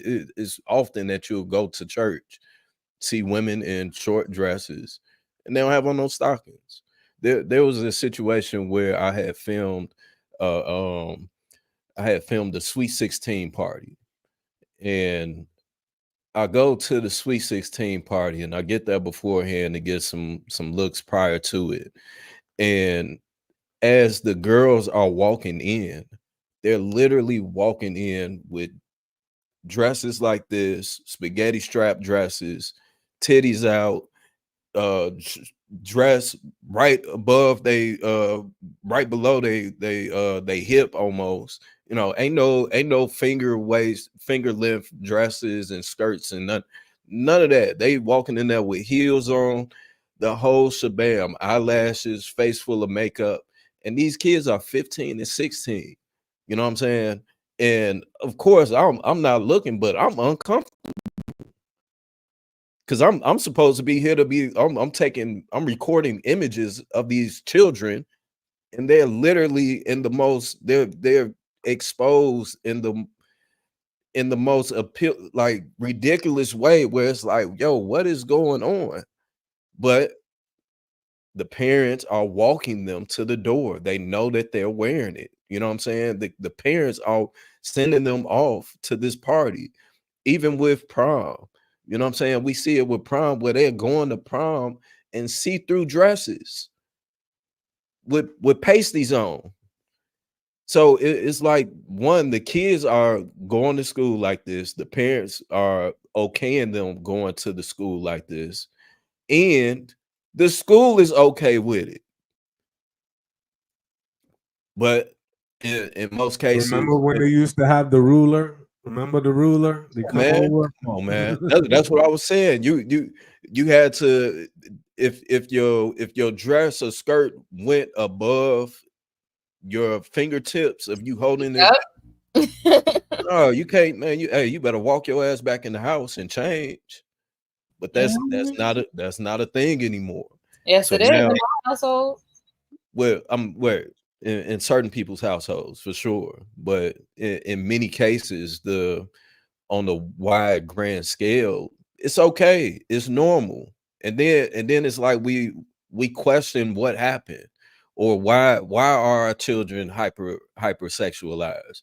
Why are these teachers feeling comfortable doing what they're doing with these students?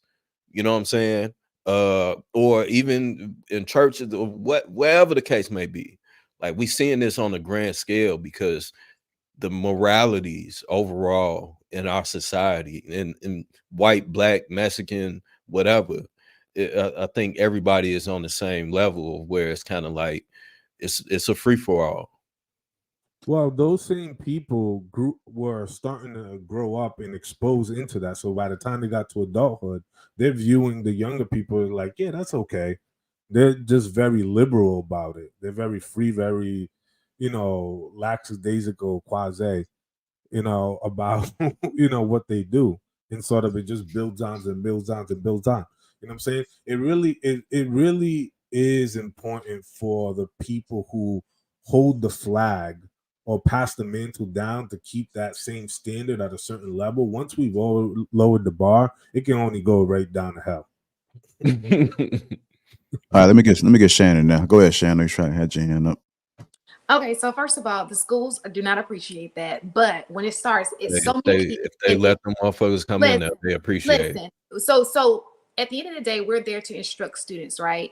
When we're talking about dress code, you're interrupting instructional time to address dress code. So what you're doing is let's just say 7 kids who come in and they're inappropriately dressed. You're literally having to decide, okay, which one is more important?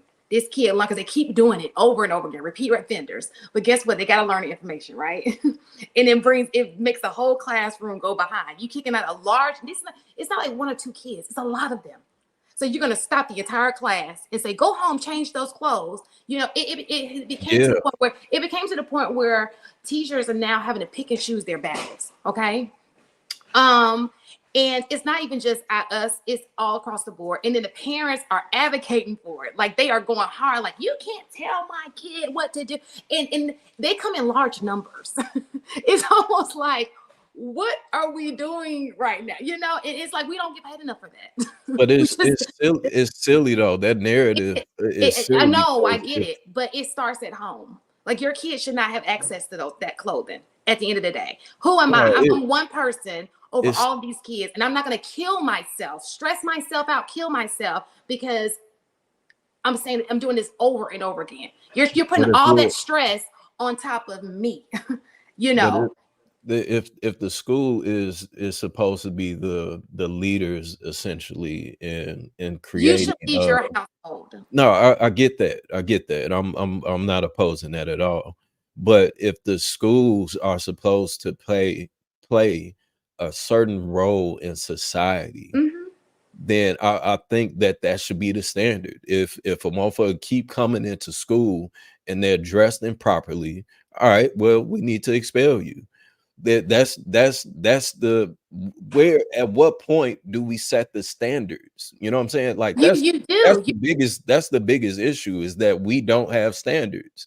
We So at don't. what point do we set the standards and say this is what is only acceptable, and anything under that is not acceptable here, and you can go wherever else the hell you want to go, you know what I'm saying, and deal with it, but here this is not what we're doing.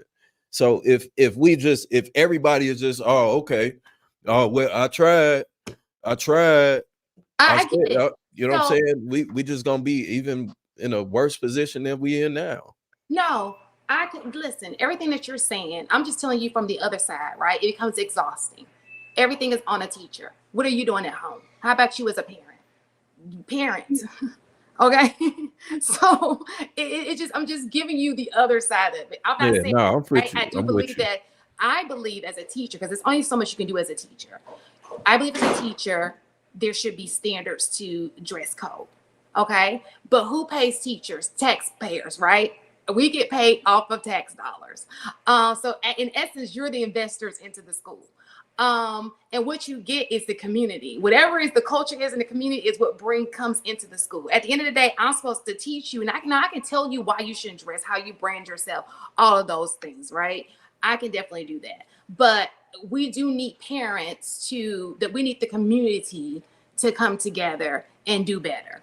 You know, I agree. your kids should know certain things before they even get to us. What percentage of the kids? You said what, Sweeney? What percentage of the kids would you say dress out of pocket in school? So my idea of out of pocket is the way I used to do. So anything outside of the way I would dress my kids is out of pocket, right? If I see, let me just clarify. If I see your stomach, or if your shorts are way too short, or you're sagging, I see your entire butt, that's what I deem as inappropriate. And I would say about 51%. Half the kids? Half of the kids. Do you know how often in the hallway, hey, and then the girls will get a pullover and they'll zip it up, but then they'll just unzip it and take it back off?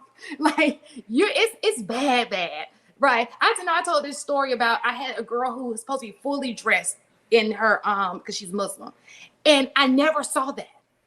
And so her parents came to the school for a conference, and I saw her eyes, and I was like, what? And she was just like, girl, now you know.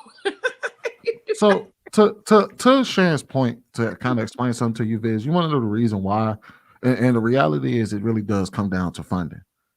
The kids ain't in school, they don't get money. And I got a couple of clients that are principals of schools, and that was literally what she told me. I was like, why don't y'all just kick the kid out of school? And the first thing she was like, we get paid for the kids. That's not what my experience is. Wait, hold on, wait. I'm just letting. I just don't want you to put misinformation out there, because that's not my experience. So schools don't get paid for students being having butts in the seat? No. So what we do get judged on is our numbers, grade rates, testing. Right. I can't teach you at home. I can't get you to learn this information at home. So when I'm putting in if I want my test scores to be on point, my goal is to get as much information out in that time that I have you in my classroom. And I cannot do that if you're constantly not in my classroom, because you're in ISS, suspension, all of these things. I remember one time I had a kid who got locked up, and I went and delivered his work to a penitentiary center. So if you suspend the population of the students that don't get good grades, and it raises your test scores, are you telling me that y'all funding would go up? What I'm saying is, what I get judged on at the end of the school year, I don't know the school system. That's not my job to know the school system as a bigger picture. What I get judged on at the end of the school year is my failure rates and my test scores. I'm not saying what the teacher gets judged on. I'm saying how the school gets its funding. How do they determine what schools get money and what schools don't? Well, in my county, we evenly disperse the funds. That's okay. In my each county is different. I was gonna say, each school system is different. I was gonna say most counties go about it in that manner. And Sweeney, I already know where you're headed with it. That sounds good. Who gives a fuck? At the end of the day, again, when do we set the standards? You know what I'm saying? If we are only doing this because we're trying to fund the school or whatever the case may be, then the morals and values of our community thus has to be in the trash.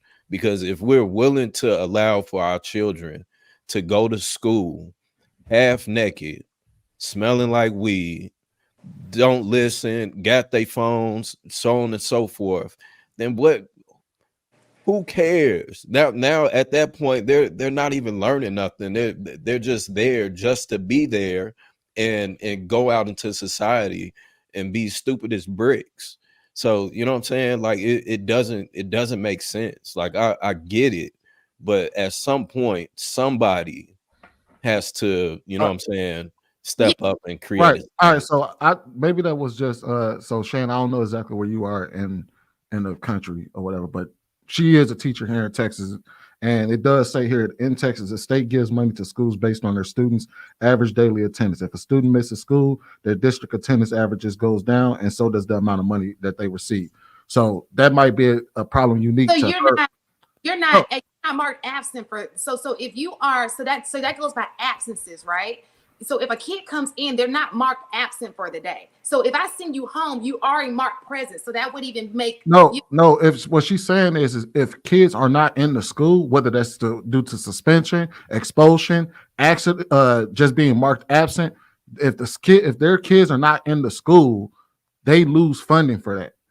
so no, because even if a kid is so this is how it works. Even if a kid is suspended, you still have to give them that instruction, right? A kid, a kid doesn't like just disappear. Even if a kid gets out of school, you have to provide a home-based kid, because I have a home-based kid. You have to provide instruction for the kids. So that's still a number. No, Kid but can just not have instruction. we're having two different conversations. You're talking about how you're judged as a teacher, and I'm No, talking about how a school is funded. right. The So school is funded by butts in the seat. It's not funded by, you know what I mean? That's why I initially asked you, I said, so if a school lost, if half the school was failing, and the school said, okay, we're going to kick out half of those kids that are failing, we're going to suspend them, expel them, kick them out of school because they're failing, and the grades rates go up, does the school now all of a sudden get more funding based off no. of that? So this is how it works here. We have what's called an FTE, right? Meaning if a kid is absent, as long as that kid is still enrolled in your school, you get points for the kid being enrolled in your school. It doesn't go like, because a kid can get sick. That doesn't mean you lose money because a kid is out because he's battling that is not how it works, because a kid is still enrolled in your school and you still have to provide instruction for that kid. Does that make sense? So there's a count of how many kids. Now, if you lose kids, meaning they decide to withdraw from your school or not come to your school, period, then that changes the numbers. But if a kid's just simply absent, that kid is still counted under. They're just not there that day, because we be going back and forth. Imagine that. That's the thing though is that I think we losing sight of the Yeah, topic. I do want to make sure. Like, way more who complicated. cares about That's why I said the no. It's to answer a much larger question, because there's a reason why a lot of schools elect not to deal with that, and they'd rather have butts in the seats.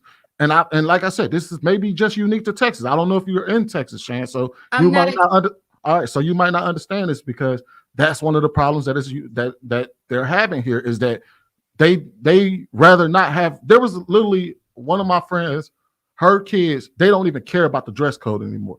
They say as long as they showing up to school, we're just trying to get them to show up to school. Why? For instructional purposes. No, because the school, yes, for that too, but also because if the kids aren't in a classroom, they don't get paid. That's legit how it works here. That's not what I'm doing it though. I'm not saying I'm not. Hold on, y'all. I do want to get back on the topic. We were talking about the respect for the average man. Yeah, damn. Shan is an ATL. What's the question, JR? Because I'm about to leave. Just give me the question. Okay. I'm going to real fast so I can go. Yeah, well, it was off the video about the respect for the average man.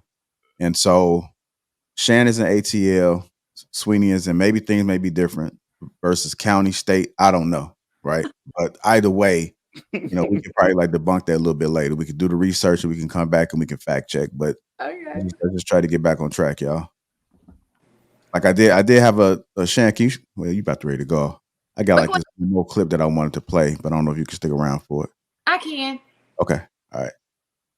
Too much independence is a problem. So Yes. remember, Men and women, by the everybody, way, I just want to make that clear. It's for men and women, I would say that.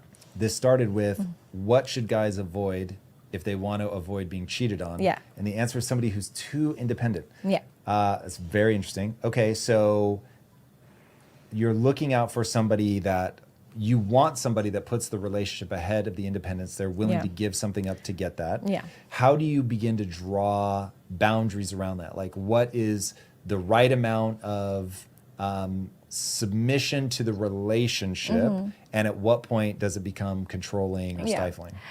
Reasonable requests are not controlling. And what I mean by reasonable requests is objectively we can agree, it's not about me, it's not about you. We can agree that this isn't good for the relationship. So objectively it might be the case that, let's say you're going to live abroad for a couple of years or a couple of months, whatever. It's probably not good for the relationship. We can objectively agree on that. And even if it was the other way around, we would both agree. Or objectively we would agree that going out a lot on weekends, drinking alcohol, is not good for the relationship. So it's when we can both agree that it's not unreasonable. The way to handle boundaries as a man is you don't sit there and beg her to listen to you. And you don't sit there and be like, if you can't do this, you see her own choices and you decide if it is an appropriate selection for you to be with this woman. You don't force her to change. You allow her to live how she wants to live. And then you let her know what you prefer. And give her time, but if she decides this is not how she wants to live, instead of being like, well, we got to do this, you got to listen to me, I'm the man, I'm this, you just say, okay, fair enough, I totally want you to live the life you want, but it's not compatible with the values and boundaries I have. Instead, what they do is they stay there, get really controlling, really aggressive, and be like, you need to listen to me, you need to. But in that moment, she learns you don't have a willingness to walk away. She learns it, and that is something you never want to teach, man or woman. You don't want to teach anybody that you have no willingness to walk away. Instead, what you want to teach them is the relationship means something to you. You want to protect this relationship through boundaries, and you want them to meet you in the middle with that. If they do that, fantastic. If they choose not to, the goal is not to be with you. The goal is to have a good relationship. If you don't want this, we're not going to have a good relationship, so no worries. I wish you the best. The toxicity comes from the inability to walk away. That's one of those that it's so simple, but it really is true. As you were talking, I was like, is there really anything other than leaning away from somebody when they do a behavior that you don't like, leaning in when they do a behavior that you do, and having a willingness to walk away? That's sort of the game. That's like the only thing, and it works men and women. It works for men and women. Like, you can sit there and beg your husband to come home on time. You can do all of these things, but the only thing that works is your willingness to walk away. Now, you might say, no, I walked away and they still didn't change. Then that person doesn't want you enough. That's a signal. Instead of begging that person to want you, accept their choices. If they don't want you enough and you still want to be with them, then let them live the life they want. But if you walked away and they didn't change, they don't want the relationship enough. So don't keep using that trick. Learn from that trick that it's not working, so therefore this person doesn't want it enough. Whereas if you pull away and they actually love and appreciate you more, they obviously want this relationship. They want it to work. Man, this is where self-esteem really becomes an important part of this equation. It's the number one thing. Honestly, you can have every ingredient, but without self-esteem, man or woman, no relationship can't flourish, sadly. It's such an important ingredient towards any relationship, because without self-esteem, there's no self-respect. And without self-respect, there's no mutual respect. So it's a really difficult one. So if you're struggling in relationships, you're not actually struggling in relationships, you're struggling in self-esteem. You don't know how to love or be loved correctly, and as a result, your relationships are destructive. All right, submission to the relationship. Who haven't been speaking in a while? I don't know if Sugar Curls or Luis, you guys been sitting Jay. You guys want to go ahead and crack it? Yeah, I'll go ahead and comment on this one. So I don't think that any man or woman should force another to conform to their way. Either they're going to be on board or they're not. So you, as a person, you come, you let them know your values, who you are, get to know each other. Either they're going to rock with you or they're not. I think it should be natural. So two people should be able to naturally be cohesive and flow and be flows with one another. The jokes, the laughter, the fun, even the communication, the compromise. It should be an eagerness to say, oh my gosh, I want to do that for you. Oh my gosh, yes, I want to do this.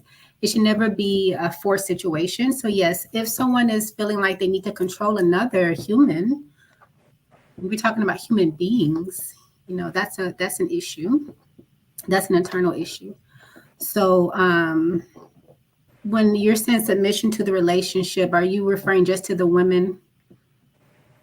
Like, No, it was just really both way. I think one of the examples is that how some people go to the extreme, like whenever you are saying I don't like this, and instead of the person listening and accepting and trying to make the change, they're saying, oh, like you're trying to control me because you're trying to change me. And so okay, she was just saying that if a person submits to the relationship, whether I believe she meant like man or woman, they're committed to seeing this through no matter what. They're valuing what the other person is saying that they don't like. They're communicating. mhm. It's called good communication. So, but some people don't want to hear anything because they don't want to change. Right. So, like, I think compromise comes in. There are going to be some situations where one person says, oh my gosh, I don't know if I can do that. That's not what I was expecting. And the other person may say, okay, well, I see these qualities in you. I think we can work this out. Okay, so then you come together and you see, can we work this out? Can we meet in the middle? So there's going to take some unselfishness on both parts, some compromise. In that conversation, if one or both are not willing to compromise, then it's just not going to work. All right, we'll go to Shandon, Luis. All right, so I absolutely agree. Real fast, don't try to change people. If it's something that's doable, it's all about compatibility, right? And if it's something small, you can change about, and the person is willing to do that, great. But if you're trying to change a whole person's personality, their character, it is only so long. They'll probably do it for a little bit, but trust me, when they get comfortable, it'll go right back to who they were before. So you just got to make sure you're choosing people who are kind of already on the same path as you, kind of think like you, have the same values as you, and are willing to change just in case they need a little tweaking, a little tweak, are willing to tweak things around for you. When we start trying to change people, like, oh, I want you to be like this, I want you to be like that, you don't want that person. That's not who you want. You want somebody else. Because people can't change who they are, especially if they've been that person all of their lives. Like, you can't just like, what are we doing here? Just find somebody else. And you have to be strong enough to do that. We sit in things for way too long. We know it's not going to work, but we sit here trying to, stick it out. And then you just end up miserable all of your life because you did it to yourself. As soon as we figure out that these are the red flags may not mean something bad. It just means not good for you. It doesn't work for you. You should say, is this red flag a deal breaker? Can I deal with this person if they never change? If the answer is no, it's time to go. That's all. And I really gotta go. All right. Appreciate Okay, see you guys. All right, go ahead, Luis. Yeah, I kind of want to highlight what she brought up, in the principal beginning of the video. She talked about, self-esteem and, men and women on either side having self-esteem, having the wherewithal of understanding that what is not good for you, and, being able to kind of walk away. Unfortunately, I want to kind of address this to just men in particularly. I wish a lot of dudes had more of an abundance mindset. If you're having a conversation with a woman and you're telling her that your non-negotiables is X, Y, and Z, or you don't like these things because they are going to compromise the relationship or put the relationship in sort of turmoils, right? You gotta always wonder to yourself, like, okay, did the last guy accept this and tolerate this, or was this something of a standard that someone else allowed? And sort of, if that's the case, then she's doing that thinking that the next person is going to accept these types of behaviors, accept these types of flaws, because of the simple fact that if it was okay for the previous person, you expect that person might be expecting that this new person is going to, accept that. And then that's when a boundary is drawn, and then people start to say, or that particular partner starts to say, well, you're trying to be controlling. Well, you're trying to, be, tell me what to do. But in reality is that you've dated a series of people, or in this case, a series of men who have allowed this type of behavior, and not one of them had the backbone to check you on it, or had the backbone to be like, yo, I'm not accepting this. Like, this is an issue, or this is the problem. They just were trying to, like, I don't want to rock the boat. I just want to, let things be, even keel, right? And then that's when things really go awry, because nobody's really drawing any strong boundaries on their relationship. And so that, to kind of answer a bit of the title of what JR had put up, if those can't happen, then you're not going to get submission. You're not going to get this sort of reciprocal, natural essence from that partner, right? Because there are certain behaviors that are compromising the relationship for that to happen. Are you? All right. Go ahead, Lady Mogalet. So I just want to put this out there, right? The difference between setting boundaries and being controlling is, a boundary says, this makes me uncomfortable, I will not tolerate this. Being controlling says, I need you to change this to make me comfortable. There's no space where being controlling is healthy, right? Now, what I will say is, in order to be in a relationship, a solid relationship with someone, you do have to be considerate. You do have to be adaptable. Both things are necessary. And if you value your partner, you're going to be considerate. You're going to care about how your behaviors are, how your behaviors land on them. You know what I mean? Whether or not how you're presenting yourself represents them. You know what I mean? So I do think that it's necessary to submit to the relationship, because there's a level of selflessness that makes it work for both parties. Because if you're doing that, then you're showing one another that you value it and you respect it. So, and there's no love without respect. So I do think that that's like necessary. You know what I mean? But as far as, like, I don't know if it's too late to speak on it now, because I feel like it kind of goes hand in hand with, like, the last clip you played, where she was talking about, like, men prioritizing sex, and most women not respecting the average man who prioritizes sex. In the same way that if a woman can't be directed, she can't be protected. If a man can't be trusted, which if a man only prioritizes sex, he can't be trusted, then he can't be respected.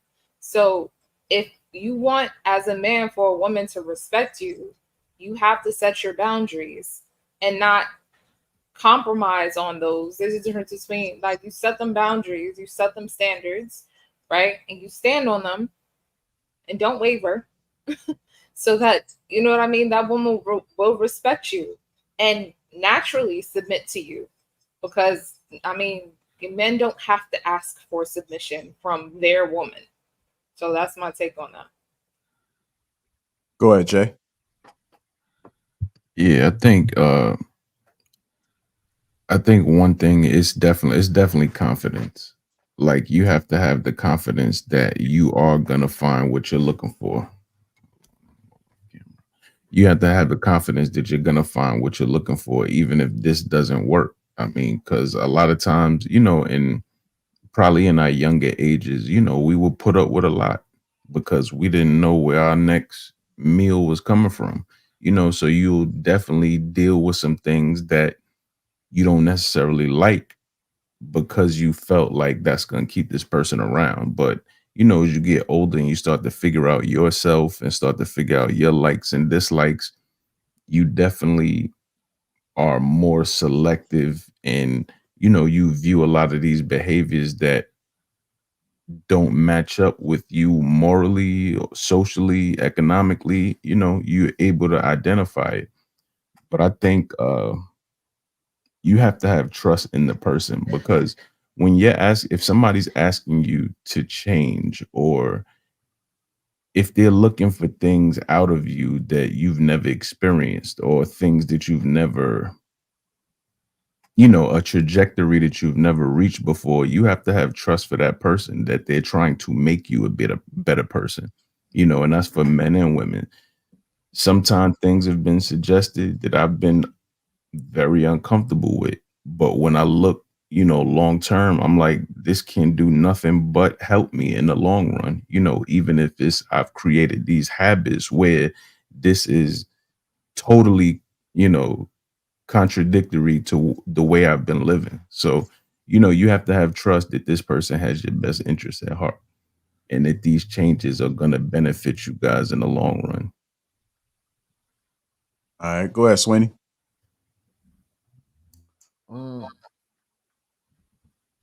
I think everybody wants to be controlling in some shape or form. When you want somebody to do something that you want them to do, you want them to do it. Every last one of us has done it. If you want somebody to do something that you need them to do, you want them to do it. I think what happens is there's a power dynamic in relationships. You can control somebody as long as you can wield power over them. One thing I've started noticing as you talk to men, and this kind of is that men have no problem walking away as long as they got the power to walk away. When they don't have to, like, how many times you seen guys who ain't got no skin in the game with their chick and can walk away from her quickly? I ain't got to deal with that chick. But once the power dynamic changes, he has a child with her, he marries her, or something like that, and that power dynamic switches, that's when you notice the expectations change up. Now she's more controlling in the relationship. She can will power over him. She can get him to move how she wants him to move. Because and you tend to see, that's why women tend to behave a certain way before you marry them, before you have a child with them. They act a certain kind of way, and then once that power dynamic, then they feel like, okay, well, now I can start doing some of the things I want to do. I agree. You can't change nobody. You can't make nobody move how you want to make them move unless you have power over them to make them move that way. The thing is that the policy prescription for that, what she offered, is what you're seeing men do. They're walking away. I don't have to deal with you at all. The very thing, because if you notice, all you have to do is look at the culture. Everybody's complaining about they're not being approached anymore. Online dating fucking sucks for them because a lot of these guys aren't trying to talk to them, and then the ones that are, they get what they want and they keep it pushing. So you're seeing it manifest itself where you're noticing that men are saying, hey, if you're not moving how we want you to move, we're going to opt out. Or they go overseas. Most of them can't go overseas. Most of them honestly have to just opt out altogether, and you're noticing that. So, and I asked this question a few weeks ago. I can't remember which show I asked it on. I asked a lot of people this: what percentage of men do you think are good men? And the percentage is always less than half. What percentage of women do you think are good women? And the percentage is always less than half, sometimes even lower. And then I sit here and say, well, if you can look at the world and see this, then how is it that you're so confused about the prescriptions that everybody is putting out? How are you so confused about how, if women don't think most men are good men, why they don't feel like, well, most of these niggas ain't shit, so I'm going to approach them the way that I want to approach them. I'm going to get what I can out of them and I can keep it pushing. Or if you look at men and you see, hey, most of these men aren't shit. I mean, you look at women and the men are saying most of these women aren't shit. So I don't have to deal with them. I'm going to use them for this and I'm going to keep it pushing. We're looking at a group of people that don't like one another, and they're giving us their rules of how they interact with one another, and then we come back confused as to why they're doing that, even though they're telling us, I don't like the person on the other side. They're telling us the men don't like the women and the women don't like the men. Whether which one is justified in their actions or not doesn't really matter, because that's how they feel. I mean, anybody that's not getting what they want is not going to like the opposite side. Right, true. I hear what you're saying, but I feel like in many cases that we see is the fact that a lot of these people aren't willing to do the work to have successful relationships, to choose someone that they can build this life with. So you have a mixture of that on top of the podcasts and the social media, where people are creating these scenarios as to where they're saying men ain't shit, women ain't shit, I'm a single parent wife, and all this other goof ass shit that people are going along with. Once you create that and we continue to feed into it, and our standards continue to drop, and we continue to regurgitate it, then absolutely everybody is gonna feel like that. You know what I'm saying? Well, I think that control is a necessity, and I think most women get triggered by it, because they feel as if it's something that's negative. In order for society to excel, there has to be some type of control. We're seeing it with going back to the discussion of the schools. There's no control in the schools. So now we have this issue where people are coming in there half naked. There's no control at home. So now the kids feel comfortable walking out of the house half naked. You know what I'm saying? And nobody is saying nothing. So I think that it's a mixture of a lot of different things. But I think it really all boils down to is we no longer have standards. You know what I'm saying? It's the standards at one point was a man was expected to do X, Y, and Z, and a woman was expected to do X, Y, and Z. And these were the gender roles that were placed. I personally believe gender roles are a necessity, but we've demonized that as a culture. So now, due to us continuing to blur all of these lines, is we just seeing the shit in, we just getting the shit in of the stick. So, Viz, and I completely agree with you. And I think that's where it all falls apart, is because what the lady in that video is prescribing, she's prescribing a prescription for the current state that we live in, which is you can't control nobody. There is no control. If a person doesn't want to do what you want them to do, you can't do nothing about it other than let them go. So her prescription for it is then walk away. And what I'm saying is that's literally what we are seeing. People are walking away. So they're doing, but then we'll turn around 2 weeks from now, and then she'll make a video and say, well, why the hell is everybody walking away? Why aren't nobody dating? Because you just gave them the solution. The solution was walk away.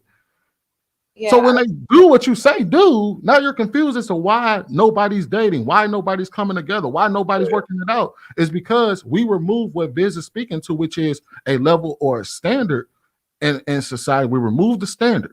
We remove the thing that guided us, and we're letting everybody move the way that they want to move. And then we're confused. That's how the prescription for that leads to people doing whatever they want to do, and the prescription is walking away if they don't want to do it. So now you have a bunch of single people that don't want to deal with one another because they have the option to walk away, and there's no standard to make that person do what you want them to do, which is you're supposed to be a good father, you're supposed to be a good husband, you're supposed to be a good mother, you're supposed to be a good wife, and these are the things that determine whether you're a good partner or not. Well, since we removed the standard and everybody can do what they want to do, the only prescription that you have besides any punishment-based control is leave. And that's what they're doing, is leaving. But okay, so two things. I agree with what you just said, as it relates to, just leaving. But that's also why I said what I said about being adaptable and being considerate. Like that's why it's so necessary to be both adaptable and considerate when you decide to be in a relationship with someone, because you shouldn't have to tell someone how to operate in a relationship with you. You should be able to observe and vet them properly so that you can see that you guys share the same interests, share the same values, share the same priorities. You know what I mean? And move around accordingly. Now, if you guys share those things and maybe the person was used to being on their own and is now adjusting to being in a relationship, they're could be okay. So boundaries, right? Being set, then making adjustments to accommodate those boundaries, or you deciding to leave them alone. Like those are the options, right? Now earlier you said everyone wants to be controlled, or a certain level of control is required. And at first No, everybody wants to have control over someone. There's something that you like. There's something that you want somebody to do that they may not necessarily want to do, and that is a form of control. Yeah, no, I can't agree with that. I can't agree with that. So yeah, and that's what you were saying. If you expect for a man to lead you, my bad. But if you expect a man to lead you, then that is a form of control. But that's why I said, as a woman, if you can't be directed, you can't be protected.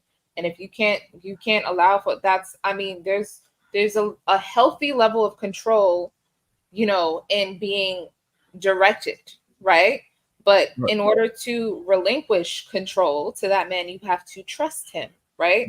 So I'm completely okay with that. That's I feel like that's something that, like, once you're in that relationship dynamic, you are, you know, in a committed relationship and you are married, that is something that should be understood. But as far as wanting to control, I cannot agree with that. I don't think that people that are that respect their own autonomy will want to control somebody else, because they don't want to be controlled. You can have a certain level of influence over a person. You know what I mean? You can share and expect or share something that you would like from a person, but it's like that's almost like manipulation in a way. Like manipulation is control. Everybody manipulates. Everybody manipulates. And influence is control as well. Right, but influence, the difference between being it's just the word control is just triggering to most women. That's all it is. It's not triggering to me because I'm all right. Let me ask you a question, Lady Margaret. Has there ever been a time where you were in a relationship, if you are in one right now, if you are in one, and say you had a certain standard that you wanted, like for instance, you wanted your man to take out the trash every single day. If he doesn't take out the trash, how do you get him to take out the trash? I mean, by asking, but that's not a standard in my opinion. No, I'm not saying it's a standard. I'm just going somewhere. If he doesn't want to take out the safe, you ask him to take out the trash, he like, I'm good right now. Wait, so the man, your man taking out the trash isn't a standard? That's not expected from you? No, I don't even want to get into that. I don't even want to get into what our standards are. Expected, but like if you want him to take out the trash every day, you're not gonna do it. You don't want to do it. You think that's your man's job to take out the trash. You want him to do it. I mean, he doesn't want to do it. Hire somebody else to do it. Like it's not a big deal. Like either I'm gonna hire somebody to do it, or I'm gonna bite the bullet and I'm gonna handle it. But we're gonna have an issue about it because if that's something that's we're gonna have an issue. How do you solve the issue? How do you address the issue? But the thing is, it's like speaking to like a woman being hyped. That's probably the part that she was speaking to, right? A lot of men don't appreciate when women are independent. Like there's a subset of women that are okay with solving issues on our own, so as not to have to control or have to. I feel like and controlling is not triggering, but what it does is it gives you responsibility for another human being that didn't come out of you. And even when you're a parent, you can only control your child but so much. No, I don't. I'm not disagreeing with it. That's not the question that I asked. What I get, you said you will hire somebody to do it. Great solution, I guess. But you said we're gonna have an issue. Why would you have an issue with the man if that shouldn't be an issue, right? Because you said I want you to take out the trash. He said, no, I'm good. And you just hired somebody else to do it. Why would there be an issue? And how would that issue manifest in that relationship? How would whatever I was budgeting toward other things, now I'm having to, rework the budget to handle that. So he may have an issue with that because you know, that just wasn't something that we planned for, whatever that is. I mean, I get the example, probably not the best one, because I feel like that's like a trivial thing. I wouldn't necessarily be mad at him not taking out. I just feel like it's basically an avatar for if you're with a man and you want him to do something and he doesn't want to do it, and you want him to do it, whether that's taking out trash, whether that's treating you a certain kind of way, like say for instance you like to get flowers every month or something like that, and he doesn't want to do it, how do you get him to do it? I gotta hold on, y'all, because I think Sugar Club was trying to speak to y'all. If you want to add on to I'm it, just going to speak, you know, as another lady on the panel. You're asking Ms. Mogul all these questions. Here's the thing. If a woman is in a marriage and her arrangement is with God and her husband, she would know that Jesus is above her husband. So as women, what we typically do, a wise woman, typically, if the man doesn't want to do what we've asked, maybe he knows he should, maybe he's decided he doesn't want to do it, we are not in a position to reprimand him. We pray, we express our concern, and ultimately, I guarantee you, because I've seen it happen, his higher power, who he answers to, can change his heart, give him the motivation and the strength to go ahead and do what that woman is requesting. And it has worked for me for years. So I'm not really sure what answer we're trying to get at here, but ultimately, a woman who's under that Godship arrangement understands all you can really do is express yourself to your husband and say, hey, I would really love for you to do this, or I've noticed this concern. If he chooses not to do it, his higher power will take care of him. It's not in my concern anymore. I go about my daily life because I've done what I was supposed to do as a woman. Well, and I'm completely in agreement with that, Sugar Curls. But we're talking about a secular society. Most people don't follow God in that way, where they do that. What they do when people want somebody, and I'm just talking about the vast majority of relationships, when people want somebody to do something, they find a way to either get them to do it, or they follow that lady's advice and leave, or threaten to leave, or threaten to walk away, or they say, well, I'm not going to do this because you don't want to do that. They start to try to leverage power in the relationship because they want that person to move how they want them to move. And that's all I'm expressing. That's why I said I think most people try to have a sense of control over the other person. And sometimes how they try to yield that is by exercising their power over that person. They figure out what power they have in their relationship, and they try to find a way to yield that power to get the results that they want. So, and that the thing about it is this, guys, there is nothing wrong with controlling. You need to control somebody in a relationship. The man has to control the woman. The woman, in a certain extent, has to control the man. It's a give and take. You can, but the thing is that it's so pathetic that whenever the word is used, controlling, some people just freak out and take it personal. It's not personal. The government has to control the citizens. If not, there's going to be an anarchy. If the man of the house is not able to wield great amount of control in his family, he's going to lose his family. My father had to control us. My father had to sometimes delegate that control to my mother to control us. Because if not, guess what? I won't be here talking, I'll be in the street or 6 foot under, right? Control, what it does is that it brings order to the society and order to family. You shouldn't take it as an insult or somebody taking away your freedom. No freedom is taken. What is given is obedience, and that's to be able to function in a rightful society whereby you can be able to control things under your own power so that there won't be, number one, raising the wrong kids, boys going out there and impregnating girls at the age of 16. When you don't control your family, that's what happens. Your daughter comes home pregnant. Your son comes home becoming a father when he's supposed to be in school. You lose a lot by not being able to control. That's what happens. Then when it comes to God, praying to God and praying to God to take care of your husband and make your husband to change. No, God gave you brains so he can rest. God is not going to do that for you. You got to go to your husband and tell him to take the trash. Taking the trash out is not a problem. It's the way you say it. Men don't have problem taking away trash. What men don't like is the condescending tone of taking away the trash. If you come to your man, you can influence him, you can control him. But how do you apply that power is the problem.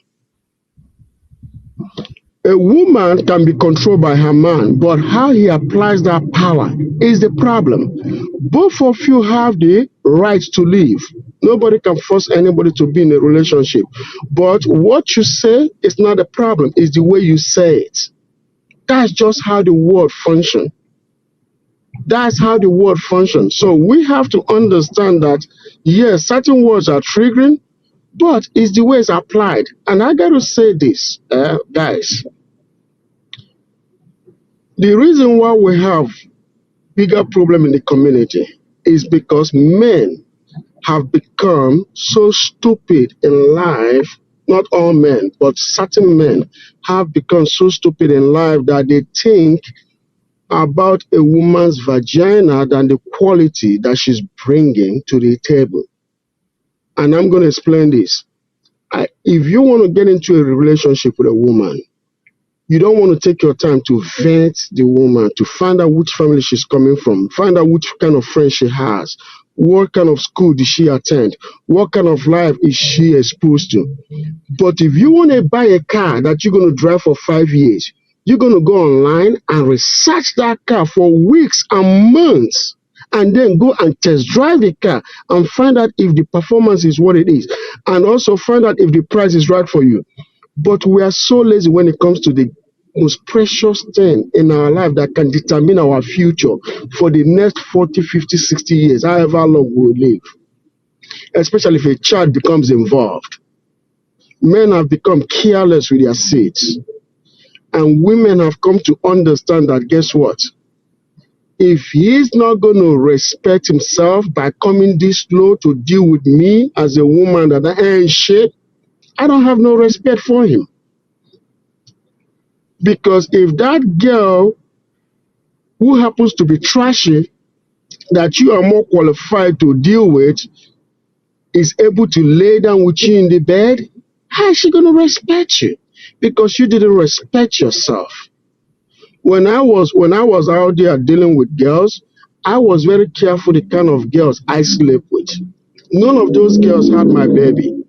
Even the ones that I found out that they ain't shit later on, they never had my baby. And guess what? That's how I respected myself, by not letting any of them to have my baby. Because you know why? If they had done that, then I have to deal with her as long as that child lives, right? Or as long before the child turns 18, I have to deal with that. Do you know how long 18 years?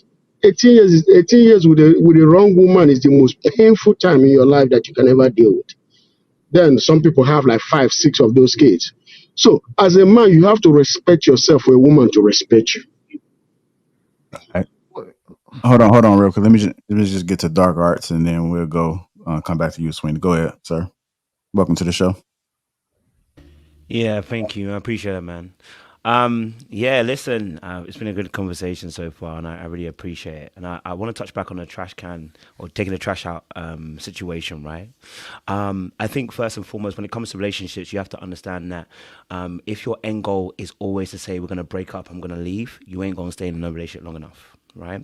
That is the very last resort, right, of any relationship. What we need to learn how to do is be able to have conflict resolution skills and tools, right? We also have to learn how to be a negotiator in a relationship, because there are oftentimes parts and pieces where we have to negotiate with one another. And someone said about power dynamics in a relationship. Well, if your relationship has gone for the last 3 or 4 years and you're still in a power dynamic, we need to ask questions about your relationship, because you shouldn't stay in that place for so long, right? Every relationship goes through it, but you should not be in that stage forever, right? And I can only talk from a man's perspective, because I think I'm a man in it, so I can't talk from a woman's, right? So let me just say this first and foremost. How I look at men and how we are in relationships is the role we're supposed to play is a cultivator. You are a gardener. So whatever woman I choose, I have to cultivate within her. Whatever I say, whatever I do, right? These are models of how I expect her to behave. Now, if I don't hold myself accountable and lead in the right way, I can never expect her to behave the way I want her to behave. So if, let's say, for instance, me and her having an argument, and I'm saying to her, I need you to listen. Meanwhile, she came to me earlier on to tell me something, and I wasn't listening. Well, I just modeled to her the behavior that I expect to see in a relationship. Failed leadership is what you show people and what you do, and then you do something. Failed leadership is when you say something and it contradicts actually what you actually do. So when the woman's looking at you, what she's looking to see is the word and is your actions actually in alignment. That's where the trust and the respect actually comes in. Now, all relationships are based on submission. The man has to submit his strength and the woman has to submit her power. When she submits her power, she gives me the respect. When I submit my strength, I give her the love, right? Now, it's a give and take. There's no way that relationship is going to work with one person trying to dominate the whole situation. In fact, biblically, when he talks about domination, he talks about only the animals and the plants and the sea and everything else. He never says a man should have dominance over a woman. Never. Now, the word control, I can see where you're going with it, right? The problem is that people are going to have their own meaning applied to a word called control. So when you're in a relationship with somebody, I have to ask you a question. What does it mean to you? Because if I start saying I got to control things, in my head, I might be thinking, hold on, I've got to make sure things are in good check. And I can mean that from a good place. But when I say it, it's triggering you. So when I see it triggering you, what do? Do I just continue going, I don't care, it is what it is? Well, if you do that, you're now modeling a behavior. No, I want to see some, I want us to use our brains. So when I see that behavior, my first result cannot be go in and attack. My first result has to be, actually, wait, first and foremost, let me look at this properly. What does it mean to you? I just said something and I think you just got triggered by it, but what does it mean to you? Because I need to have a baseline of understanding of where you're coming from, because you're going to see it from your perspective. You've lived for how many years and seen life in a particular way, right? And I have to trust that when I chose you, I chose correctly. Now, if you chose the wrong person in the beginning, hey ho, you're in a different situation, right? But if I trusted my own choice, then I know that you're not a bad woman. What I do know right now is that we're not seeing eye to eye, and I may need to negotiate, or I may need to have a conversation about compromise, and sometimes I'm going to win and sometimes I'm going to lose. If you're someone who always wants to win, I can guarantee you your partner's going to build up resentment. And today they don't leave you, but in a couple of years' time, they're gone. And then you're asking the question, why did you leave? Well, because you planted the seeds that have now become a tree, right? You don't let a serpent become a dragon. You know what I'm saying to you? You don't let a seed become a tree. You have to deal with things at a root cause and deal with it early. So I think the submission conversation is a great one. I think both people do submit, but I think the issue we have is that both men and women are broken. So they're always looking for power, because the power is actually their self-defense and able to, if I've accrued that power, then I can control. And if I can control, then I'm safe, because I haven't dealt with the wounds that are in my heart already, right? So that's why you have power dynamics in a relationship between two people, because really and truly, a lot of us are dealing with childhood issues as an adult. And so we're warring with one another. Why am I warring with you? I get that I'm going to disagree with you, like the trash can situation. It happens in relationships. We disagree. Maybe I'm pissed off today and I don't want to take the trash out today. But you're going to look at me and be like, why you ain't taking trash? Now, if I want to elevate the situation, I can. But do I win in the end? No. Because if the relationship crashes, we both lose. And that's how you have to look at it. You have mutual destruction. So in all things, I have to be very, very careful about what I'm trying to achieve and what goal I'm trying to hit. Because if I end up in a divorce, we both lose. No one wins in this situation, right? So I got to learn as a man, as I'm leading, that my strength does not mean I abuse you. My strength doesn't mean I just take over. My strength is also understanding that sometimes we're not going to see eye to eye. And I'm not trying to control you. I don't want to control you. You're an autonomous human being who has lived their entire life the whole entire time. Now I have a program that I live my life by. And of course, I'll make sure I stay within my programming. If I see that you're coming out of that space, I can only say to you, listen, hey, I don't think that's the right thing we should be doing. And if you respect me and trust me, she's going to hear me. But if I haven't built up trust and respect from her, trust what she's going to do. She's going to do whatever she wants to do. You know what I mean? So I'll leave it there. Let me ask you a question, Dark Arts. And in regards to, you made the comment about people being hurt and trying to protect that hurt to gain leverage and control. Do you think there's ever a way for people to cultivate a healthy relationship while being hurt?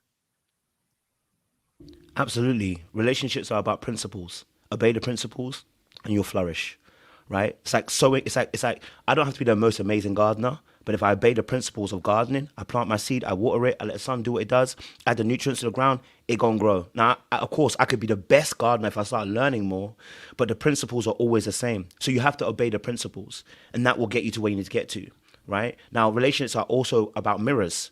When you choose somebody, it's because you saw yourself in them, and then when they chose you, it's because they saw themselves in you.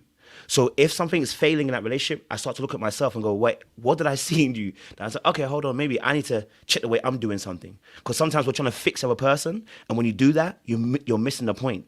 I can only fix me. I can't save you. I can only change me. You know what I'm saying to you? So follow the principles and make sure you're following those principles. And I'm telling you, bro, it becomes easier. But when we're hurt, we want to be able to assume the control of the other person again by dictating. And whenever you see those kind of relationships, we've all seen those kind of relationships. If that woman stays, she stays out of fear. That girl don't love you. And if a man stays because he's been subjected to your control, that man, once he remembers he's a man and remembers that he's not a fool anymore, he wants to come out of that relationship. You know what I'm saying to you? So I think just following the principles. And I think sometimes people get scared about following the principles because really and truly, they don't know the principles. You know what I mean? They go by what they saw their parents do. And so, yeah, that's what I'd say.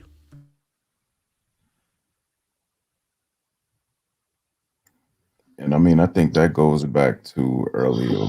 And I don't know who asked the question about, do you consider dating someone that grew up with two parents or whatever, because the perspective is different. I forgot who asked that question, but somebody that's been in a two-parent household, they've probably seen the turbulence, you know what I mean? And it doesn't scare them. Whereas somebody who hasn't seen that, all they've seen is, I don't like this, I'm out. I don't like this, I'm out. That's the perspective they have, where, if you've seen your parents go through ups and downs, you would acknowledge that I'm not always going to be happy with this, but we're going to work through it. There is an end game. There is a goal that we just haven't made it there yet. Or, there's been some obstacles preventing that road. Yeah, Jay, but that's the thing. I'm gonna say it again. I know I said it a few times, but that forgiving spirit, that adaptability, and that consideration, the three things. A lot of folks are lacking big time on being forgiving. You know what I'm saying? They expect folks to show up and just do exactly what they expect them to do, or be exactly to them what they need them to be, without putting any work in, without like just any of those things. People just be ready to run. Like, that's why a lot of people aren't. I mean, I know the marriage rates are actually up in our community this year, but like, that's why a lot of that was dropping. Like, you can't. Folks want forgiveness, but don't give grace. You know what I mean? Like, it's a whole bunch of madness going on out here with that. Like, Yeah, that's right. There is something that Sweeney, sorry about that. There is something that Doc said that I want to say that is very dangerous. If you say that a man should what do they call it, be concerned about losing his marriage, that is not a good thing. I will tell you why. If a woman senses a weakness from you, just understand, every woman is not the same. Some women will sense that weakness and also help to minimize their contribution to the breakage of family. But some women, once you show that sign of, oh, no, I don't want to lose this family, so I'm going to not show certain level of control, that is the beginning of the end of that family. She will run with you. She will destroy you because she knows that you are scared to lose something. You're always going to let people understand that I can walk away. You're always going to have that leverage.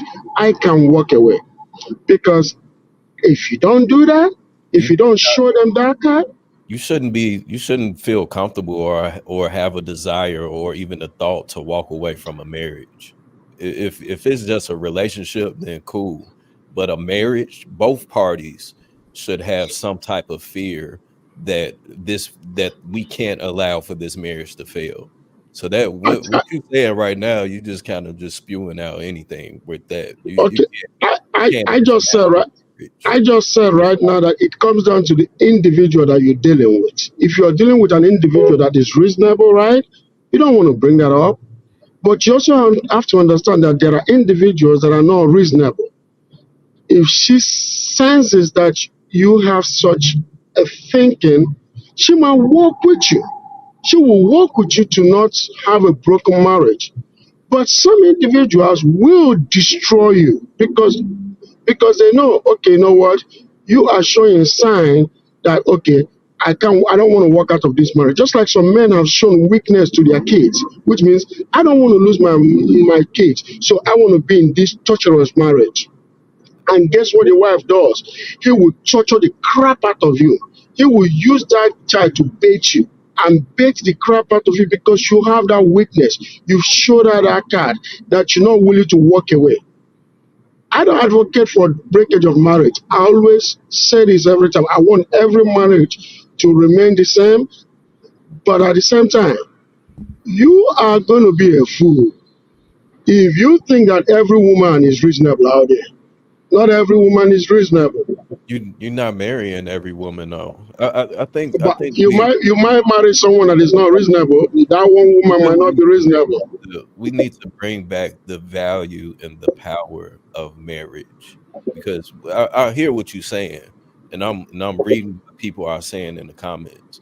I get it, and we see it because women are having divorce parties, right? So it's evident that is not valued, but that is the problem, though. You know what I'm saying? So if you marry a person that's not willing to do the work in order to make it last, in most cases you see that prior to, right? And in many cases you can say that there's something that either that man or that woman calls for their spouse to feel that they need to or want to have a desire to get married. But I think that we need to, you know what I'm saying, continue to empower people and give them the willfulness, because that's what our grandparents and great grandparents, that's how they endured the hard times that they went through in order to to remain married for 40-50 years. So you know what I'm saying, if people should, I think that there should be a healthy level of fear of, man, if my marriage fails, one, how is this going to look on me? How is this going to look on my family? And how is that going to look as my commitment that I made before God? So I get what you're saying, but I think that what you just said is more dangerous than what Black, what's your name? Black, I can't see the thing on Black book. Dark Arts, Black Books, if you want So to. I think this where you're getting it wrong is that Akine is offering a prescription for a solution to a problem that is present right now. Whereas we're talking about, like, there's a difference between talking about what should be and what ought to be. I mean, what ought to be and what is. But we control that narrative, though. No, I mean, yeah, we can talk about it, but if people out there dealing with the real the world that they're living in, and we start trying to offer prescriptions for the world that they live in, we can't base it off what it should be, because that's not the world that they're living in. They're living in a world where there is no standard to how people need to behave in relationships. They're living in a world where there is no standard for marriages. They're living in a world where there is no fear of the loss of marriage. So is that not counterproductive? Well, that seems counterproductive. It's not necessarily that it's not counterproductive. It's more so that what we're saying doesn't work because they don't live in that world. It doesn't matter. We can scream until we blue in the face. Like, it's like a person who tries to go to a bunch of atheists and tell the atheists how God wants them to behave. They're gonna be like, "Well, I don't believe in your God, so why are you telling me this?" I mean, that's arguable, because you can, someone that could be aware of it can feel convicted by it to change their ways. Yeah, I hear what you're saying, but again, the solution to that is creating the standard and enforcing the standard and promoting the standard. You know what I'm saying? So I get what you're saying, but at what point do we? It's the same thing with the school again. If nobody stands up and says anything, you know what I'm saying, and creates what the standard was, then there will never become a standard. Have you ever seen somebody that was comfortable?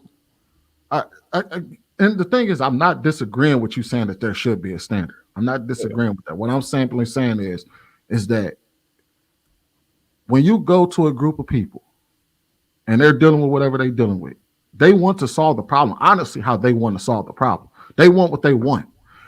And how they're going to get to that solution is how they want to get to that solution. So we come to them, we can, and don't take away from this. What Viz is saying is not wrong. That is a solution.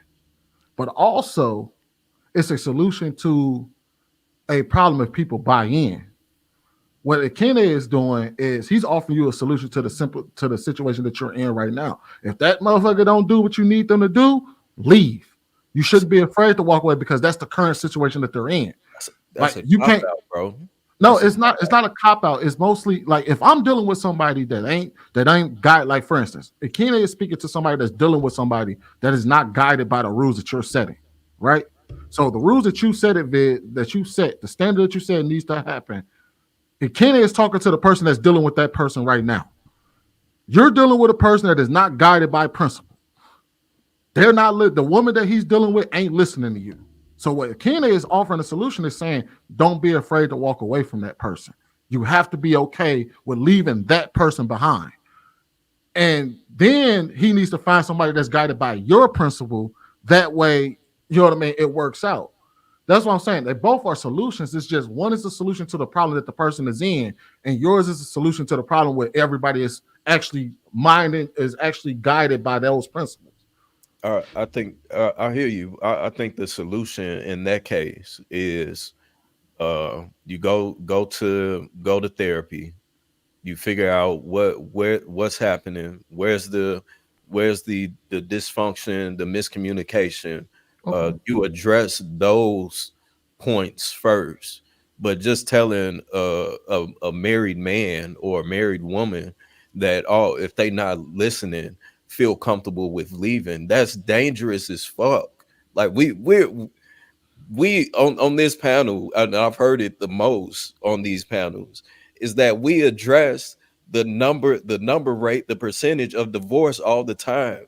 So it's like, why feed into what it is that he's saying if we're trying to combat it? Like, that doesn't make sense. Well, I think because Akene, and I think the reason why we're doing that. Yeah, Sweeney, let me tell. Oh, go ahead. Before you go, Go ahead, Black. the reason why we're doing that is because we don't have an answer, right? We don't know how to empower people. That's the whole point. So that's why I said, like, the last point of call in a marriage should be that I'm leaving, right? Now the key question is that we said, okay, for instance, she's not listening to you. Well, we didn't ask the question in between. Why she ain't listening to you? We went straight to, well, we got to leave. No, you didn't ask the question. Why is she not listening to you? Let's work through that backwards and find out why she's not listening to you. And I can tell you this why, because let me tell you this, me personally, just the life I've lived the last couple of years, can't say it's not been the most gracious, right? I've been dealing with a lot of women that have boyfriends. Just want to be honest with you, right? Now, I know it's terrible. I know. But what I learned from that process, and I've changed, the Lord knows me, okay, is I reverse engineered everything that was happening, right? So when I'm dealing with people that have a partner, right, and they're out there in the streets, I ask the question, why? Once I start talking to them, I start realizing maintenance is important, right? If you have a car, right, and you don't maintain that car very well, it doesn't last very long, right? So I'm not giving people a pass, by the way, to do what they're doing. What I'm telling you is about how you have to maintain. See, so a lot of times, whenever we have this conversation, men will be like, run that straight. Yeah, I don't care. She's not my program. It's like, no, you don't have a program at all. Your program is my way or the highway, and it doesn't work like that. There is no relationship that's my way or the highway that's usually effective, right? Especially in 2024. What we have to look for, especially in the situation you're talking about, right, is there are going to be some people that need to just leave. We know that. But before you get to that place, right, before you get to that place where you just leave, let's first and foremost have a conversation about what's the best principles that you should be following yourself. Like, are you in a better position? Because you can leave and end up in the same position again. Because remember I said to you earlier on about mirrors, right? That person, have you actually learned and grown from that relationship? If you haven't, my aunt, stay in that place. Because you know what? Sometimes relationships are teaching us how to grow in areas of ourselves. If she's not listening, maybe the way that you're talking, maybe the tone, maybe the words, maybe the timing and the season that you're releasing that piece of information ain't working for you. Right? You have to be a scientist of your relationship and observe what's actually happening to you and in your relationship. So if you're asking a question about, if you're saying, she doesn't follow my lead, she doesn't listen to me, I got to ask that question, bro, why isn't she following your lead? And if you can't tell me why, you haven't figured it out either. That means at that point you haven't gone deeper into yourself to go, actually, let me see why. Is there times that she does follow me? Okay, with it. You haven't done any observation at all. And at that point, you end up in the same position. Have you ever dealt with somebody that just wants? Have you ever dealt with somebody that does what they do because it's what they want to do? Have I ever dealt with? Yeah. That's so. It's not always a situation where the guy she just doesn't want to do it. I don't want to do what he wants me to do. It doesn't matter how good he says it to me. It doesn't matter what. I just don't want to do it. Yeah. There are a lot of that want a leader. They want someone to lead them, but they don't want to be led. You know what I'm saying? They make it difficult to lead them. So I agree with that for sure. But if that was the case, and you would see that in many cases beforehand, don't marry the broad. As a matter of fact, I'll give y'all a shiny example of this, right? I was talking to this woman on the phone because I'm glad we're talking about the situation of control, right? I was on the phone with this girl because I was trying to get her to come on one of my shows. I think I might have tried to get her to come on JR's show. And she had her own show. And I was like, so I'm having a conversation with her. And she has a kind of like a thing, like she kind of feels iffy about men and whatnot, right? And one of the things she was complaining about was she was telling me how her man was controlling. And I'm like, damn, why does everybody keep saying they man is controlling? So I started diving deep. I started asking questions. I said, well, what was an example of him being controlling? She was like, oh, he was being controlling financially. He was being financially controlling, financially abusive. I said, so what do you mean by that? Basically, this is what she described to me. Her and her boyfriend came up with a financial plan. He was willing to stay, as long he was the breadwinner at the time. He was sticking to the plan. He was financially sticking to the plan. They were saving up for God knows what. I can't remember exactly what. I don't know if it was for a house or whatever. He was putting his money aside, all his excess money to buy this house. She got a raise. She was like, so when she got the raise, he was like, okay, all good. I'm glad you got the raise, baby. Let's stick to the plan. She wanted to do something. She wanted to go on vacation. He said, that's not a part of our plan. We need to stick to this plan so we can get closer to this house. Now we can get there faster. And then after we get the house, then we can do what we want to do. She didn't want to do it. And basically they wound up breaking up over that because he was like, no, it's not. She broke up with him because she was like, I didn't want to, it was my money and I wanted to do what I wanted to do with it. And he was like, and she broke up with him. And I was like, how is that controlling? Y'all set a plan together. This was y'all plan. He didn't make this up on his own. This was y'all plan. And as long as it was his money, you was okay with dealing with the plan until it became your money. And that's what I mean by when we talk about situations where people sometimes mistake control for doing what you're supposed to do. And that was just one of the examples that I got. So I think we have to also see. I love when you tell these kind of stories, right? Because what ends up happening is we start making these incident stories which are not the actual rule, and we make it into a rule, right? It's something that happens. We know this happens, right? But it's not the absolute rule in terms of it's not always happening. Right, we can all say we probably know somebody who has done something stupid or whatever, but we shouldn't make that the rule. Exceptions aren't rules, right? So, because what ends up happening is we start scaremongering people, like, oh well, that woman then changes, and then they, when they get the money, and now they suddenly don't respect you. Well, no, it's not that. And the reason why I'm saying that is because you did a great thing, right? What you did was when she said about control, your first thing was to do what? Ask a question. And this is why I'm talking about in terms of empowering people. We have to be able to ask questions to be able to have a decipher, go deeper. Because if you're somebody who's got answers, right? This should have been a conversation where they say, hey, darling, let me tell you that, like you were telling her, like, darling, hey, this ain't really controlling, right? You changed the plan, right? And so we have conversations with people because we have to understand that each of us are dealing with life from our own perspective, right? And sometimes we're stupid. Let's just be honest. Some of us, sometimes we're stupid. We make stupid mistakes. We do stupid things. Okay, all right. We see things from our biased perspective, and then we need somebody. Oftentimes we need someone just to kind of look at us and be like, actually, bro, the way you said that, or the way you looked at it, or the way she did it, change the way you looked at it, right? So you did a great thing. You asked an extra question, which is what we're saying about before you get to say just quitting things, there should be questions that are asked, because we need to be able to decipher more of the information to understand where she's coming from. Because if we asked maybe her childhood background, we could have asked, why is it that suddenly you broke rule, right? Why was she all of a sudden go along with a plan, get a little money in her pocket, more than she had before, and suddenly break the rule of the plan? Did anybody ask that question? Why that would make sense to somebody that suddenly she wants to break the plan just because she got a bit more bread in her pocket?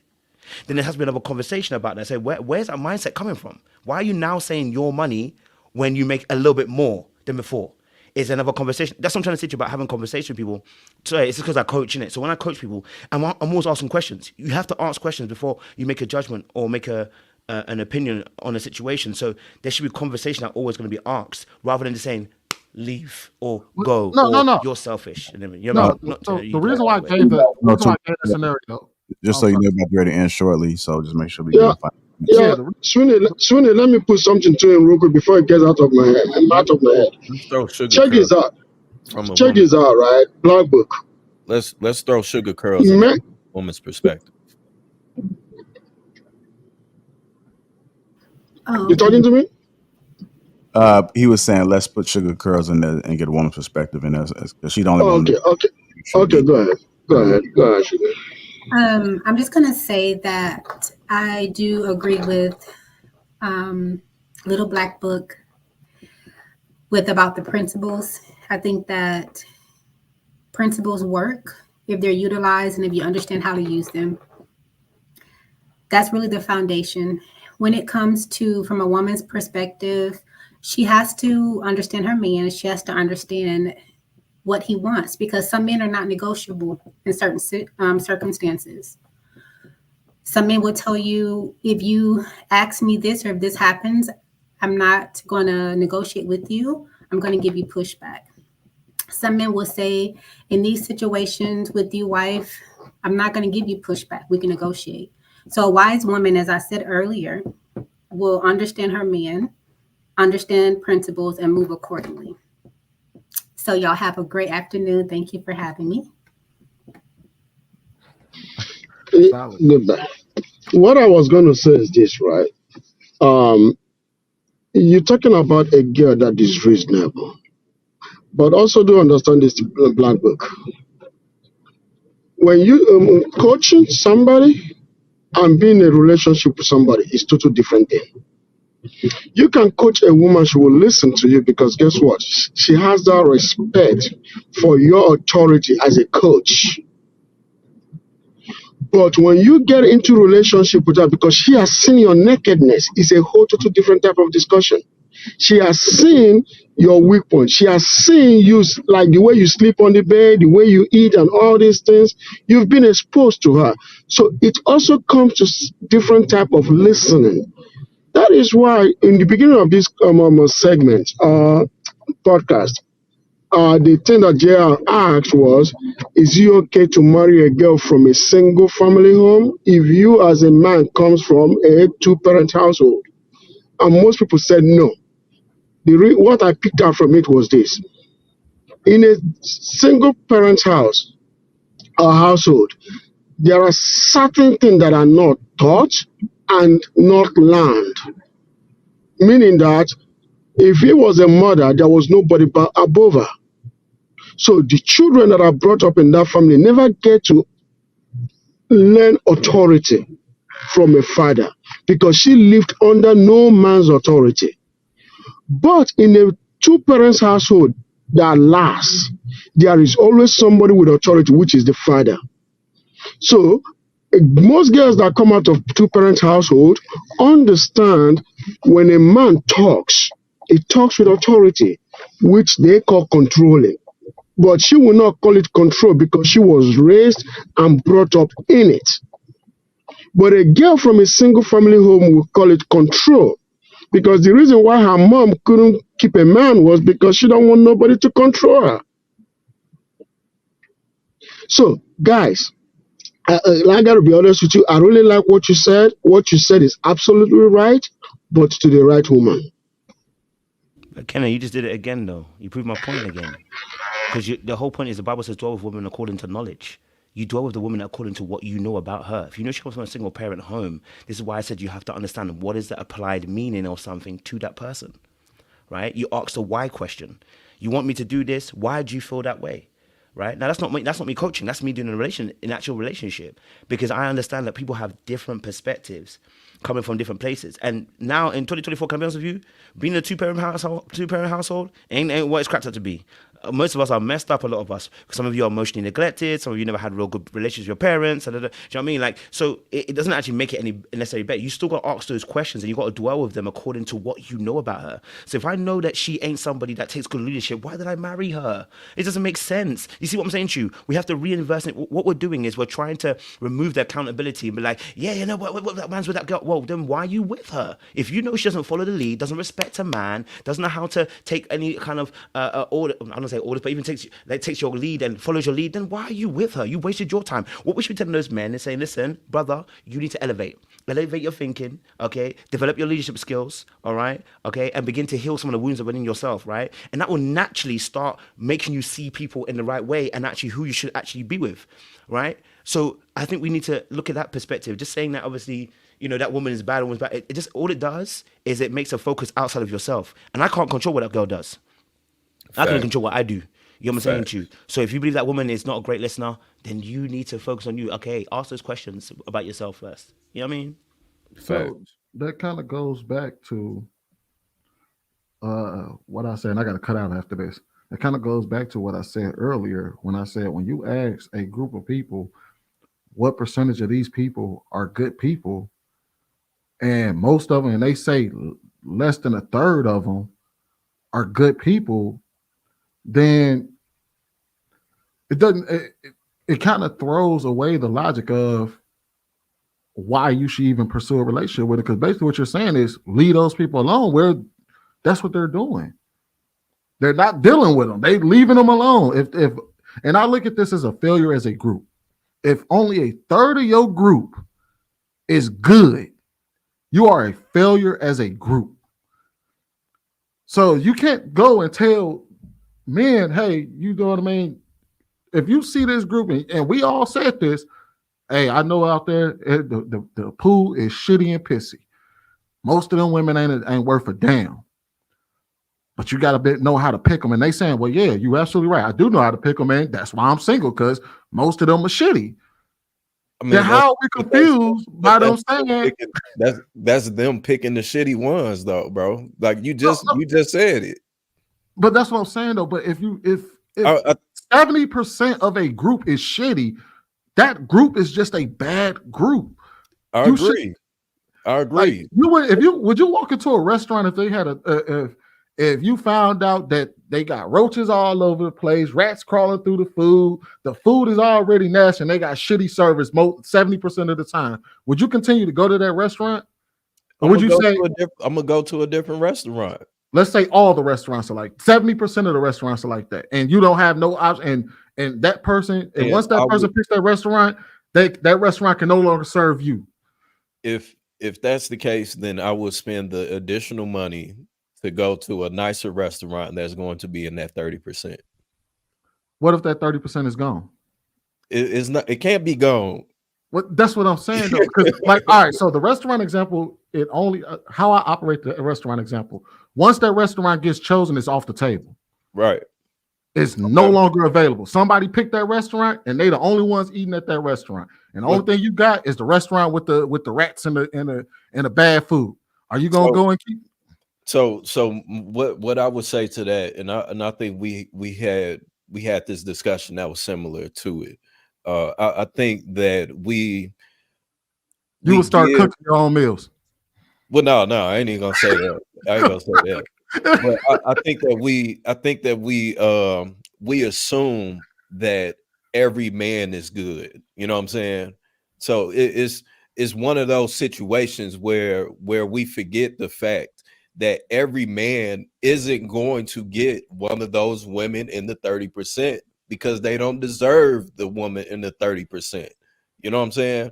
So it's going to be people that, in just how in many cases we see in Black communities where there's food deserts, there's going to be people that that's all that they eat, because either that's all that they want to eat, or they can't get out of the position to you know what I'm saying, be able to afford a better food or restaurant. So that's one of those deals of where that man or person has to be open enough to evolve and grow No, themselves. no, and I agree with you. And your analogy about Black people being in food deserts, that's still only like, but that's the inverse. That would still mean that over 70% of restaurants are good places you can eat, and only 30% are bad. You're just stuck with the 30%. I ain't talking about being stuck with the 30%. I'm saying that if you're looking at something over 70% of it is bad, that is not that where we are as society. It's a failure for over 70% of the people in that society to be bad people. That's a failure as a group. We're not supposed to be in a space where over 70% of men are bad and over 70% of women are bad, because what that breeds is a bad society. It didn't used to be like that. Most people were good. Most people in yesteryear were good people, according to how we saw it in our eyes. This is just like how we saw people. We looked at that group and said, "Man, I can go out there and get pretty much out of 10 women, I can marry 7 out of the 10 women and be okay." And for women, they looked at men and said, "Out of 10 men, I can marry 6 to 7 out of those 10 men, and I know I'll be okay." But how we're viewing society now, we're looking at society and saying, out of 10 women, there's only 3 available. And women are looking at men and saying, out of 10 men, there are only 3 available. So what that does is that through our eyes, if most of society is bad to us, you're going to opt out. Just like the restaurant analogy, you're just going to go and cook your own damn food. And what that means in relationships is you would talk to your damn self, or you'll cultivate relationships like you'll formulate more friendships, and then you'll just do whatever you do to satisfy your sexual needs at the crib by yourself, or you'll find other things to replace that sex need, i.e. going to play basketball, or finding your purpose in other things. And women the same way. They'll find, if they can't find a man, they'll replace that man with a job, or they'll go and so that's what we're seeing. The prescription for that is that people are literally opting out of dealing with one another because they don't see the good in the people that in front of them. All they see is, I look out in the world and 70% of you motherfuckers ain't shit. And I'd rather, instead of trying to deal with that, I'm not going to sit here and fight tooth and nail just that the possibility that 30% can be, that I can get a hold of that 30% when I can be satisfied over here just doing my own thing. No, that's fair. I can't argue that. And Kenny always gets on me about this, but I'm a optimistic. So I don't see the glass half full.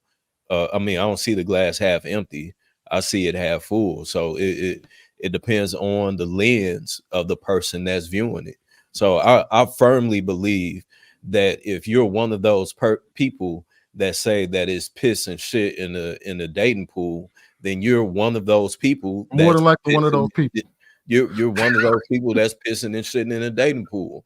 You know what I'm saying? Because the logic of that is you basically saying that I make terrible decisions in the spouse, in the people that I choose to give my time to.